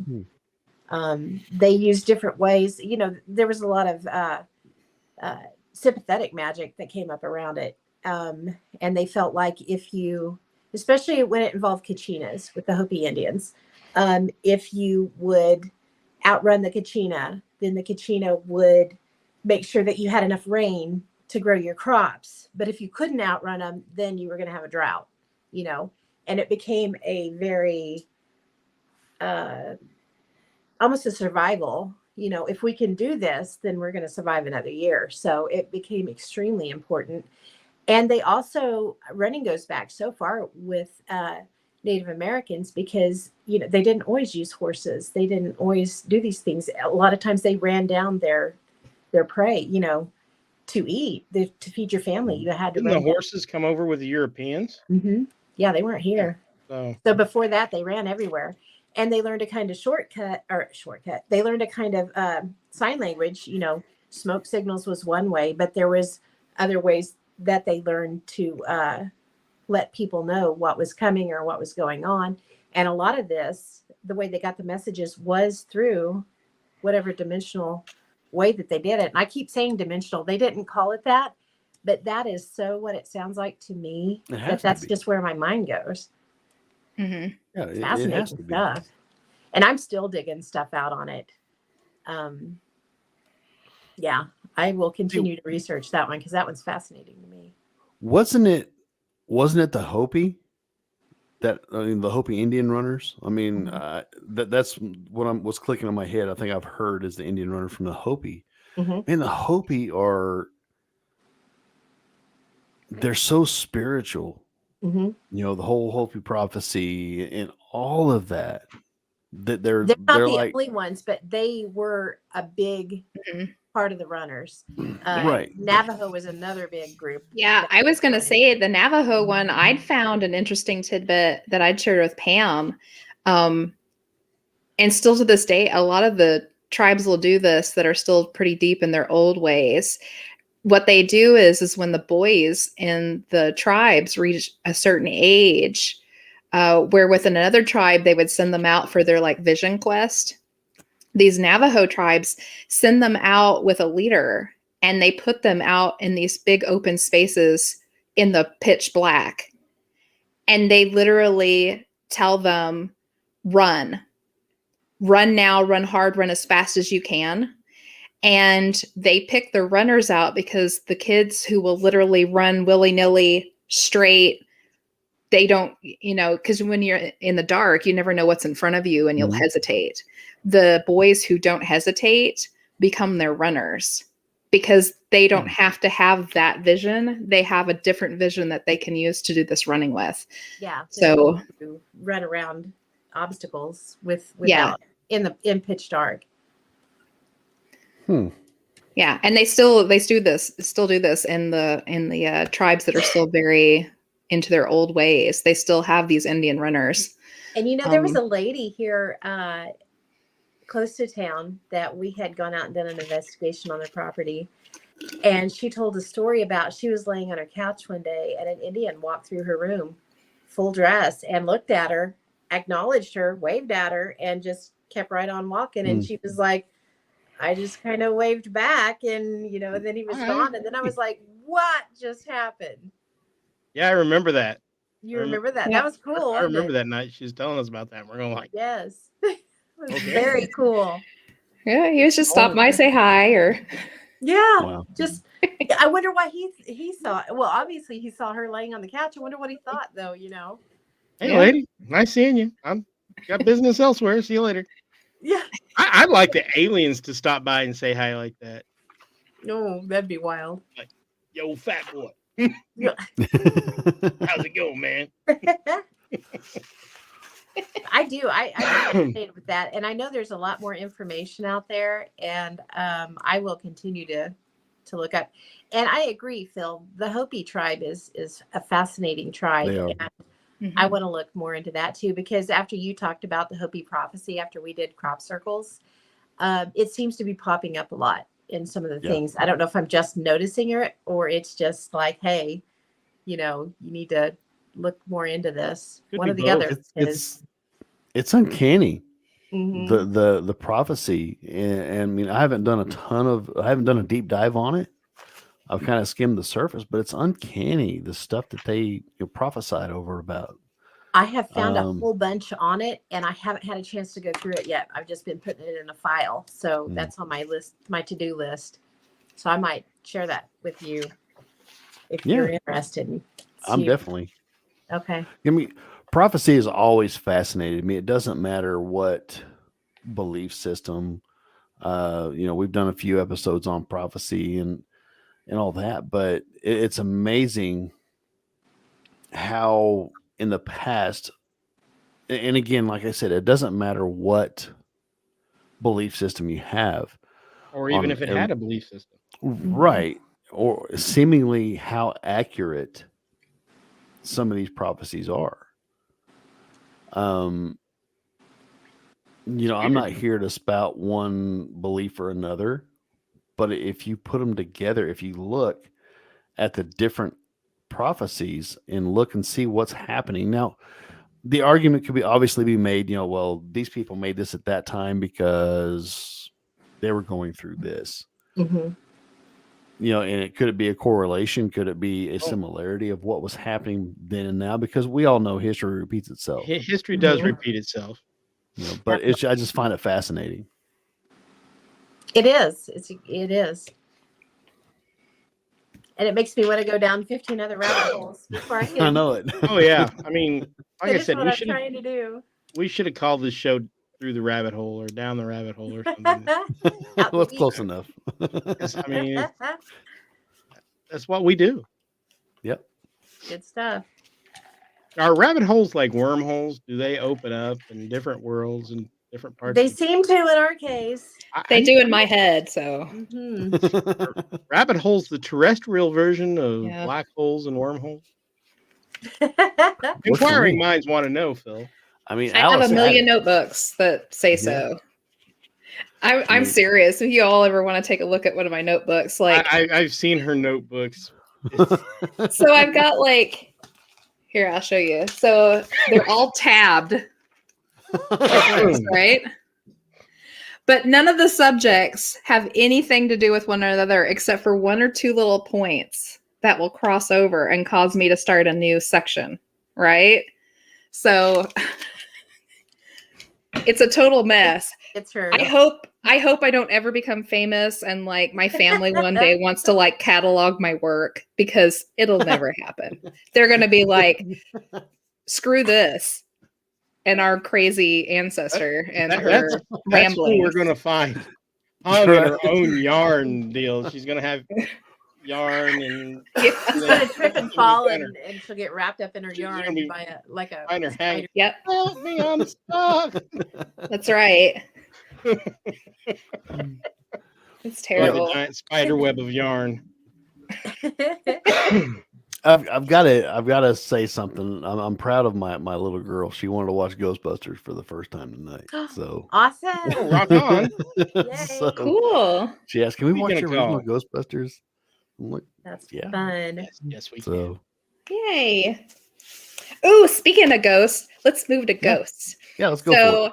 I went ahead, and we've all heard of the parallel forest down in Oklahoma, Mhm. right? I'm not. You haven't heard of I'm the not. parallel forest? No. Okay. Fun. Enlighten me. So we've been hearing about this parallel forest now for a number of years.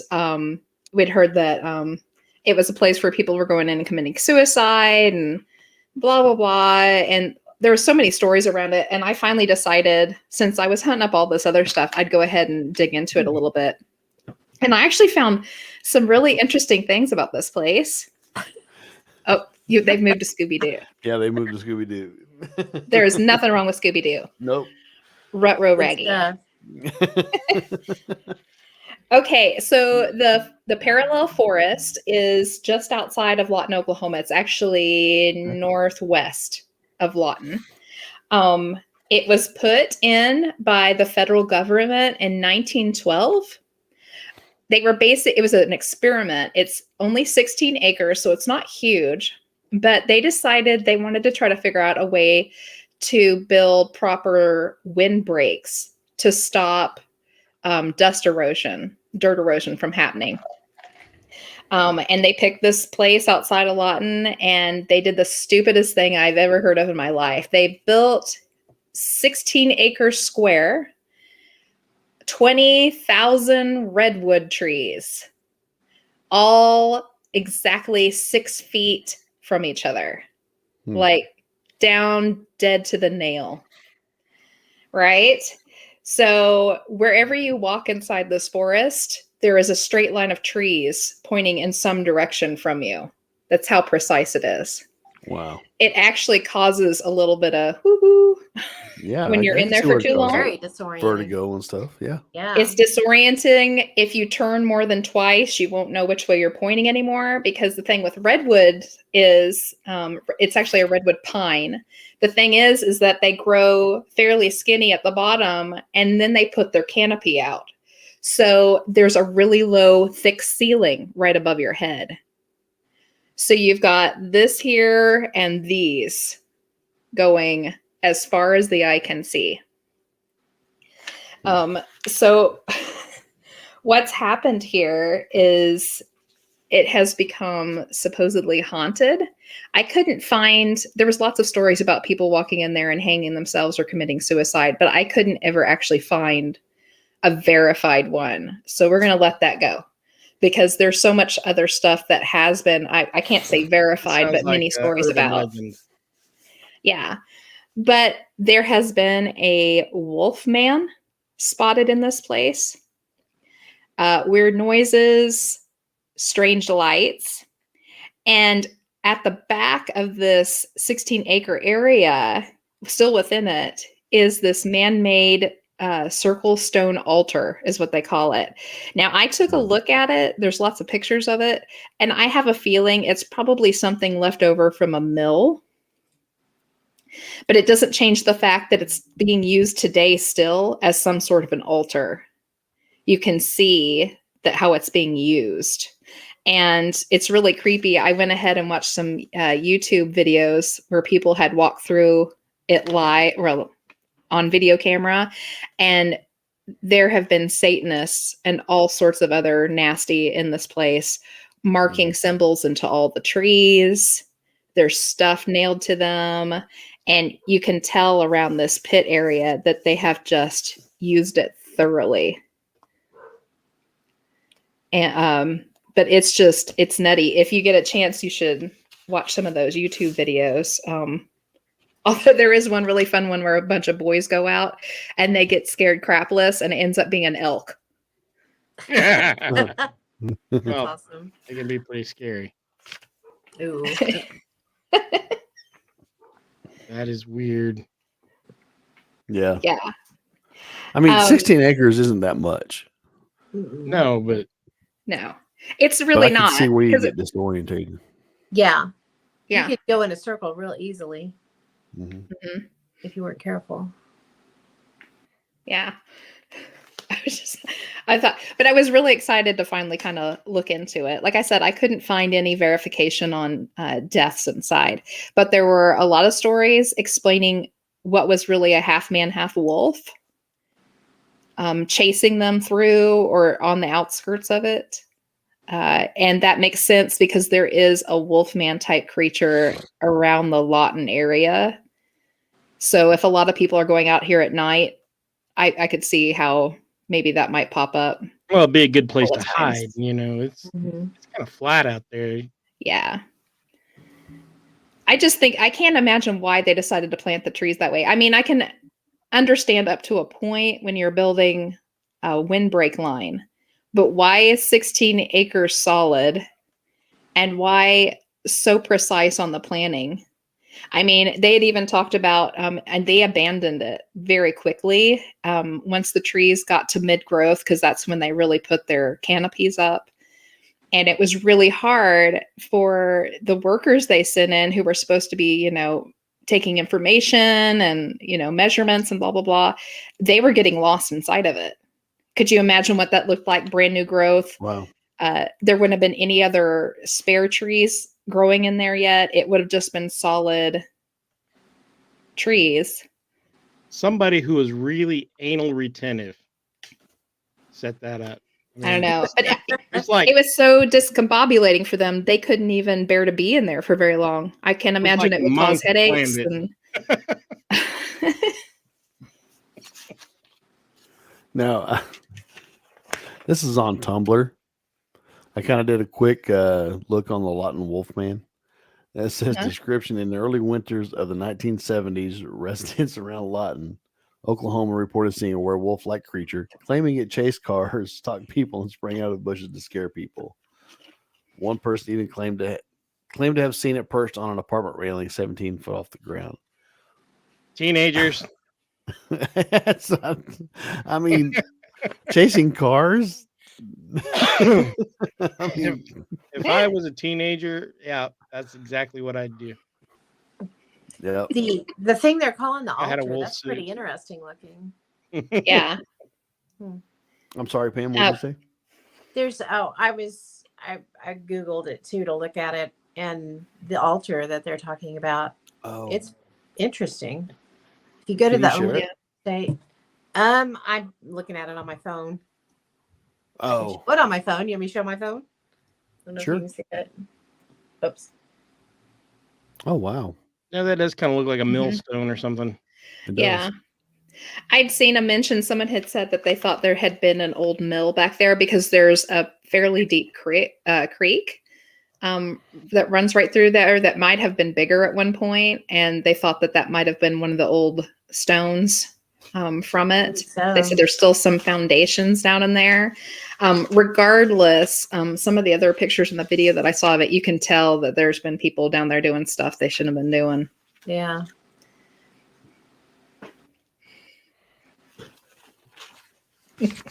That's a You want to summon a demon? Because that's how you summon a demon. Yeah. Word. Maybe that's why the Wolfman's there. He got brought in Could be. against his will. Maybe that's why he chases cars and doesn't really Yeah. hurt anybody. He's just scared of them. I get stuck here. Might as well have fun. I mean, Look. what does he do if he catches one? I mean, He drives it to Tijuana. Oh, no. Do you have any more, Pam? I didn't know what all you'd found.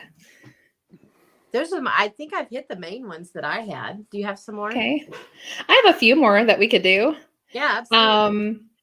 We have the Beaver Sands portal in the Panhandle of Oklahoma. That's a good one. Okay. So have either of you heard of the Beaver Sands portal? Nope. Never heard of it. So there's a good portion of the Panhandle that is actual sand dunes. I don't know if you knew that. Mhm. I did know that. Yep. Yeah. Okay. So this is in that area out there. It's called the Beaver Sands portal or the Shaman's portal. It's out in the sandhills. disappearances have supposedly been happening there since back in the time of Coronado. And actually, that's supposedly the very first one that was ever written down in history. Reportedly, Coronado was coming through, and the local Native Americans had warned him and his group to not go near those, that they weren't to be messed with. And of course, he didn't listen. Went in with his group, and they sent 3 men off to hunt, and they never came back. However, that same night, the entire camp witnessed these huge green flashes of light.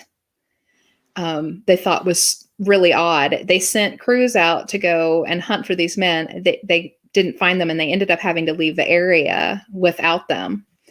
But the reason why we know about it now is because there was a man traveling with Coronado, a friend of his.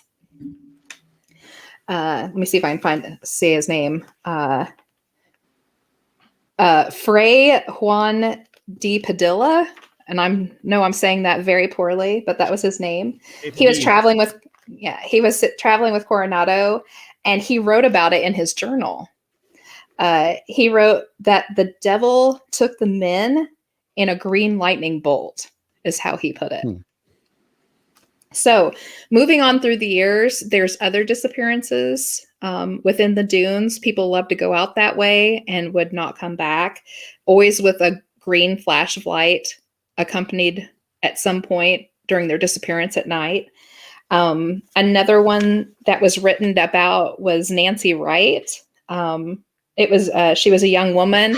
It happened in 1894. She had walked out across the dunes just for fun and never came back. Witnesses that night reported a green flash of light. And that was before they knew she was missing. So it was just reported. In 1977, a man from Colorado was in the area camping. He had shown up there. Weeks later, somebody finally reported him missing. Because he hadn't come back to Colorado. They went looking and found his car and his campsite all abandoned. No clues to where he could have gone. It was just all up and walked away from. But when they went back and looked at about the time that he would have gotten there and set up camp, the entire area had been reporting green flashes of light that night. They never found him either. And the last one that I found a report on, I couldn't find a name, and it's actually a Kansas boy. He had gone there in 1997 with some friends who lived down there in that area, and they had gone camping. And he had walked off in the middle of the night to go use the bathroom and never came back. And just on the other side of their camp area, there was a lady camping from Texas. And she had, without knowing that one of the boys had gone missing from the nearby campsite, had gone in and reported to the rangers that she had seen this huge flash of light, green light, in the middle of the night.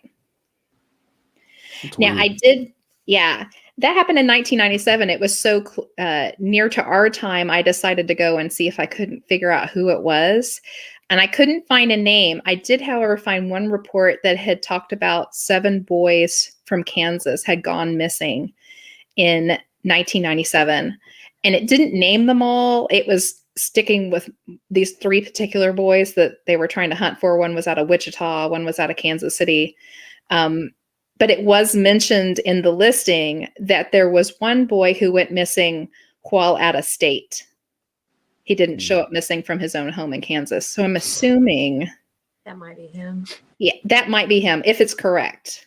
A lot of people in the area say it's all ridiculous and none of that ever happened. But I can't imagine how you could come up with such a detailed story with dates and journals and times and people repeating.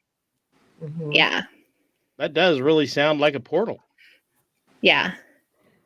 What's buried beneath the sands of the past. Yeah. So that one has always been one of my favorites to tell. And it's something not a lot of people know about. A lot of people don't even realize that there's sand dunes in Oklahoma. Oklahoma has a wide variety of terrain. Well, there used to be Yep. sand dunes all over Kansas before the buffalo were hunted out. Most Yeah. people don't realize that the Dust Bowl was not a new thing in Kansas and Oklahoma. The buffalo had eaten the grass many times, had eaten the grass.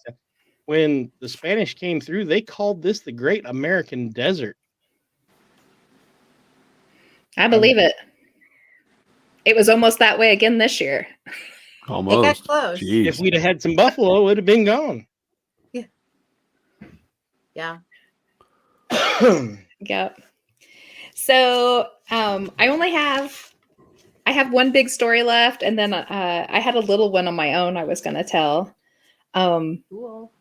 And I've told Pam this. I don't know if Mark's ever heard this before, but a few years ago, Mike and I went on a little vacation to Eureka Springs, Arkansas, and we had the best time. We got to go to the Basin Park because it was haunted, and we took the haunted tour of the town, blah, blah, blah. And we went up and took a tour of the Crescent Hotel, which is the big, famous haunted one. And we had a fantastic time on the tour. We got to go down into the basement and the morgue, and I got some fantastic pictures of some weirdness that we can't quite explain. And that was all well and good. But the most interesting thing that happened was actually after we left. And I still haven't ever been able to explain this. I actually got up and took a look at the map of the roads around the Crescent just to verify that I hadn't managed to screw this up in my head somehow, but I hadn't. So for anybody who has never been at the Crescent Hotel, it's literally at the top of a very big hill, a little small mountain, I would say.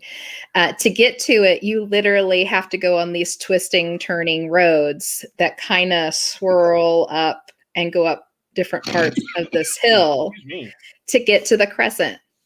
It's a little ways up. Even though you're in a consolidated area, it's kind of hilarious just to kind of stay in this one area, just kind of making your way up. So we pull out of the parking lot and we head back down the hill because we're in a little tiny car and it's, weaving and stuff. We're trying to be careful. It's pitch black outside because I think we left at like 1 a.m. And we're going pretty slow and taking our time. And I've got my GPS out to make sure we don't make a wrong turn anywhere because there's lots of little roads that go off of this down into the residential areas. And we don't want to end up down in there. And we're having a good time and chit-chatting about the tour and everything that we got to see. And we're going and going and going. And it's getting later and later. I'm like, Lord, how long are we going to be on this? And I'm looking at my GPS. And it shows that we should just be getting ready to come out onto the main road again to get back down to where we need to be to get back to our hotel. When lo and behold, we pull into the parking lot of the Crescent Hotel. We never went back uphill. We were always facing downhill. It was so startling. Mike stopped the car in the parking lot and we stopped and just kind of looked around, and I was looking at my GPS trying to figure out how the hell this was possible. At no time did we stop going downhill. There was a couple of times where we kind of went flat a little bit because we were coming around a curve, but we never went back up. And after a good long, I'd say it was probably like 15, 20 minutes on this downhill, we ended right back where we started. At the top of the hill. It was a very long night and a very quiet ride on the second time down. I'm trying to find a good picture to show it. When she says it's on top of the hill, she's not kidding. It's on the side of a mountain. It overlooks the entire town of Eureka Springs Valley. Yeah. And I'm trying to find a good one. That's my high-tech stuff here. Yeah. It's like way up there. I'm trying to find one where you can see it overlooking the entire town. Yeah. But yeah, it's up there. You would know if you were going uphill as opposed to going downhill. Yeah. Yeah, it's a nosebleeder getting up to the Crescent. Like, at some point you're like, is my car going to start sliding back down? Because there's no way there's enough traction. Okay, here we go. You can see the Crescent. Man, I'm bad at this. See, that's the town below it. Yeah. So it's way up there. Mm-hmm. But yeah, that's one of my amazing stories. And I was so happy to have Mike with me on that one because he doesn't always get to be privy to our nittiness, but he got to be privy to that one. He's times kind of a denier, isn't he? Like, I don't want to know. I don't want to know. I don't want to know. Yeah, I think it stems from the fact that my wife loves this stuff and now I'm stuck with it. If I deny a little bit of it, I'll keep my sanity. That's funny. Yeah. But that one was one of my favorite, personal ones. I don't tell it very often because it's not a huge story or anything. And there's not any real way to prove it, but It's weird. it's very weird. I would definitely know if we were going back uphill again. Yeah. One would think, sure. yeah. Yeah.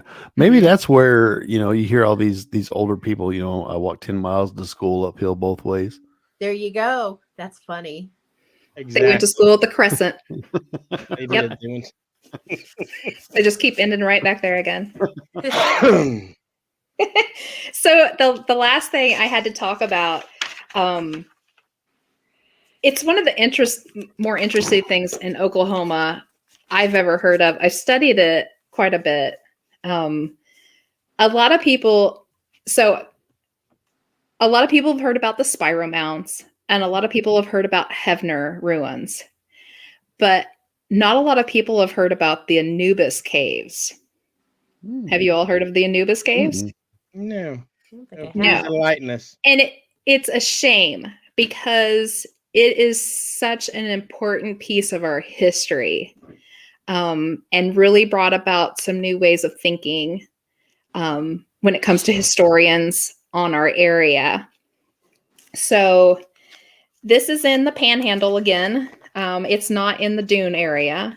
And I can't give you an exact location because it's actually hidden from most of the world. The only people that know exactly where it is the owners, because it's on private property, and the people who have been studying it since the 60s.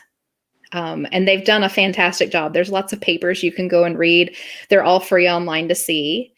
So it's 5 caves actually, and they call it the Anubis caves because it's full of Egyptian hieroglyphs. Cool. Right? I think it's also full of Celtic ogam. No way. Yes.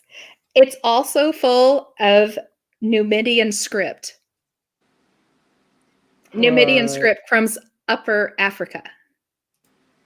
That's cool. Okay. Now, that's crazy in itself. It also has Native American in it. And then, of course, you get past that, and then you start getting graffiti from other people who have come into the caves. Now, this place is amazing. They call it the Anubis Caves because Anubis is actually represented in it. Right? Inside of it are represented, besides the Egyptian hieroglyphs and the ogam and all that, they have animals, plants, people, language, symbology, hieroglyphs. The sun god Ra is represented inside of it. All of this mixed together. Now, when they started really looking into this, they brought in an ogam specialist who does a lot of Celtic work. And he spent literal years in these caves transcribing all of this ogam. And he found that they all actually made sense. So what happens is they found out that this whole thing is based on the fall equinox, and each cave serves a purpose and serves a different deity. And if you're there on the day of the equinox when the sun sets, the sun path will follow a storyline all based in Egyptian and Celtic lore mixed together. So awesome. There was people in the Oklahoma area at some point who practiced Celtic witchcraft and paganism with a background in Egyptian And also from the old African, like it was an ancient Libyan language is what they were using. Hmm. An ancient Libyan language from 200 to 300 AD. That's amazing. Wow. All mixed together. So let me see if I can find some of the inscriptions here. They're just insane. So the one in the second cave, which is the most impressive one, it says, instructions for the druid. In clear weather, the projecting piece of rock eclipses the blaze at sunset. This shadow will reach nearly to the jaw of the image of the jackal divinity. And that's the one that the Eye of Ra and the Anubis is inside of. So you watch it follow its storyline before it dies that night. And you can only see it on the one day.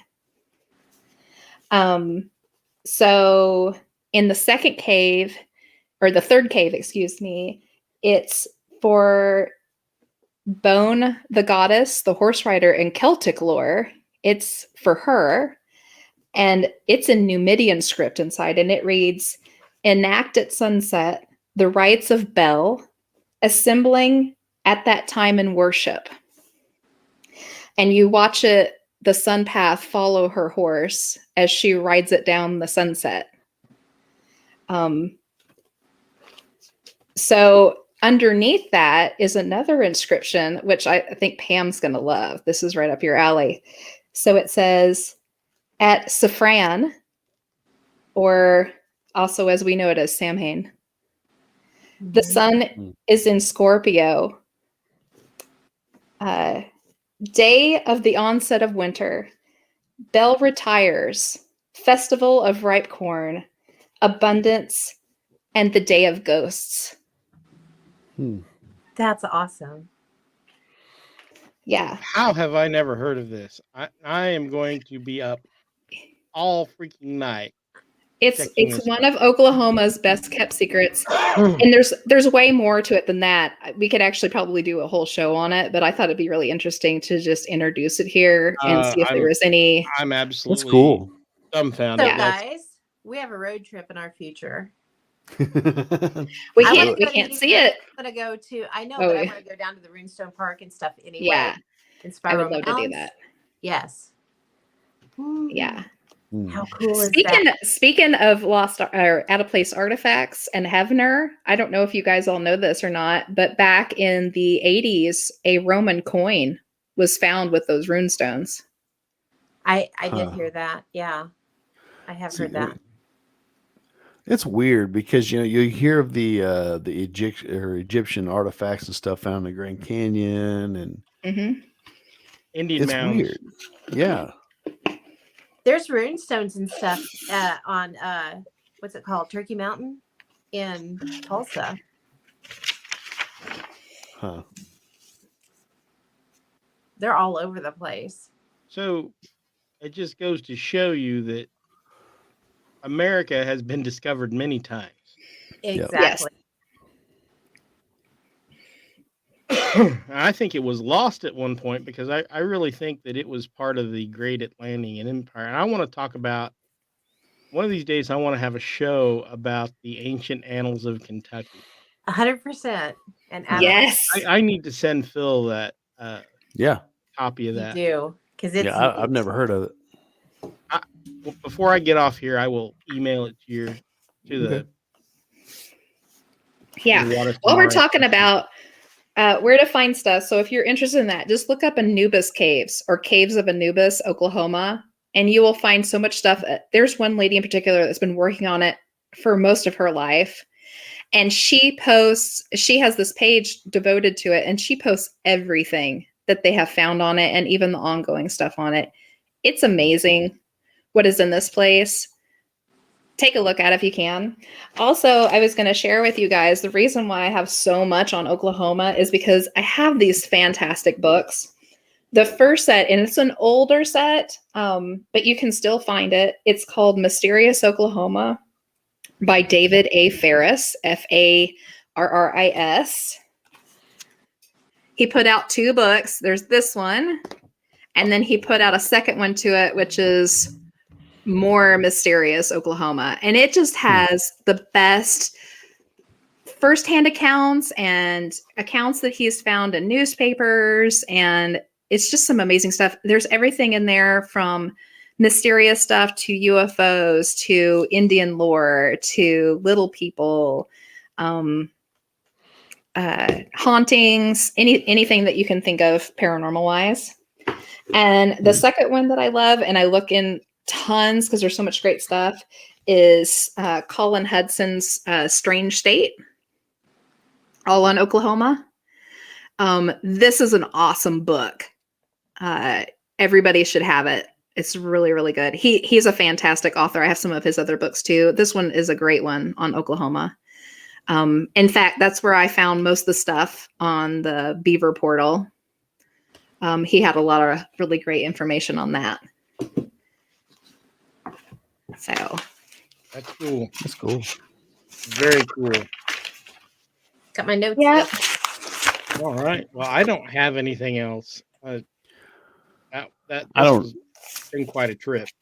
Yeah, I don't have anything. I mean, I'm kind of along for the ride here, So I mean, I showed up late, and so yeah, I don't have anything. I mean, it's been a really good conversation tonight, man. It's a lot of stuff I've never heard of. believe it or not. Yeah. On the fringes, believe it or not. That's right. Why not? It's kind of perfect because we had all these little stories that really didn't have enough weight to them to carry a whole show. So why not just pack them all in for a fun one? Yeah, sounds Just good. throw them all in there. Shake them up and see what comes out. Yeah, That's sounds right. good. I mean, give some people, maybe some food for thought, and maybe over the holiday. I mean, I've got to get the episode posted, but yeah, man. I mean, it's been a good show. I've enjoyed it. Sorry I was late. Oh, that's cool, man. You got to take care of you. Yeah. I mean, I didn't get it back when I wanted to. It was a little bit later than what I planned on, but that's okay. But no, man, I'm glad I jumped in. I've enjoyed it. So, as Yay. always, I mean, with you guys, it's always a lot of fun to have you guys on. And I mean, you guys are pretty well regulars now, so Pretty much. you're part of the cast. That's how I enter Yeah. our part-time permanent. Yeah. Yeah. I always love being regular. Yeah. Oh my gosh, that's terrible. Nerd, I nerd. already have a comeback for that. I mean, I agree. Yeah. Regular is good. Yep. Means you're healthy. That's right. I'm not really. Eat your- I'm more like Jabba the Hutt. I mean, That's right. Eat your roughage, Mhm. kids. That's right. I'm just waiting for some girl in a metal bikini to strangle me to death with a chain. And Oh, That took a bad turn. But no, I mean, like I said, I don't have anything else. Mark, you don't either. Y'all, thanks again for hanging out with us, especially the night before Thanksgiving. I know everybody's busy. I'm glad you guys put this together. I had no idea what was going on because I honestly hadn't planned on showing up. I planned on being a bit later. Chris doing the face palm there. can we go a show without getting the face? No. palm? No, we No, can't. we got to go for it every time. Every time we got to go. For it. But no, I've enjoyed it, guys, and I don't really have anything else to share. I mean, obviously, you guys seen the banner at the bottom. Buy us a coffee. Help support the show. I just hope everybody enjoys their Thanksgiving. Have a safe trip if you're traveling. Just enjoy your time with your family. That's all I can really say. So, Tank up on gas now before it goes up at the end of the weekend. all right. I mean, I think I paid just under $3. Well, I paid a little over $3 today. So it went down, but It'll be $4 in about 3 days. probably so. Right before Christmas. Yep. But with that being said, folks, thanks again. Happy Thanksgiving, and we'll catch you next episode. Good night. Bye. Bye.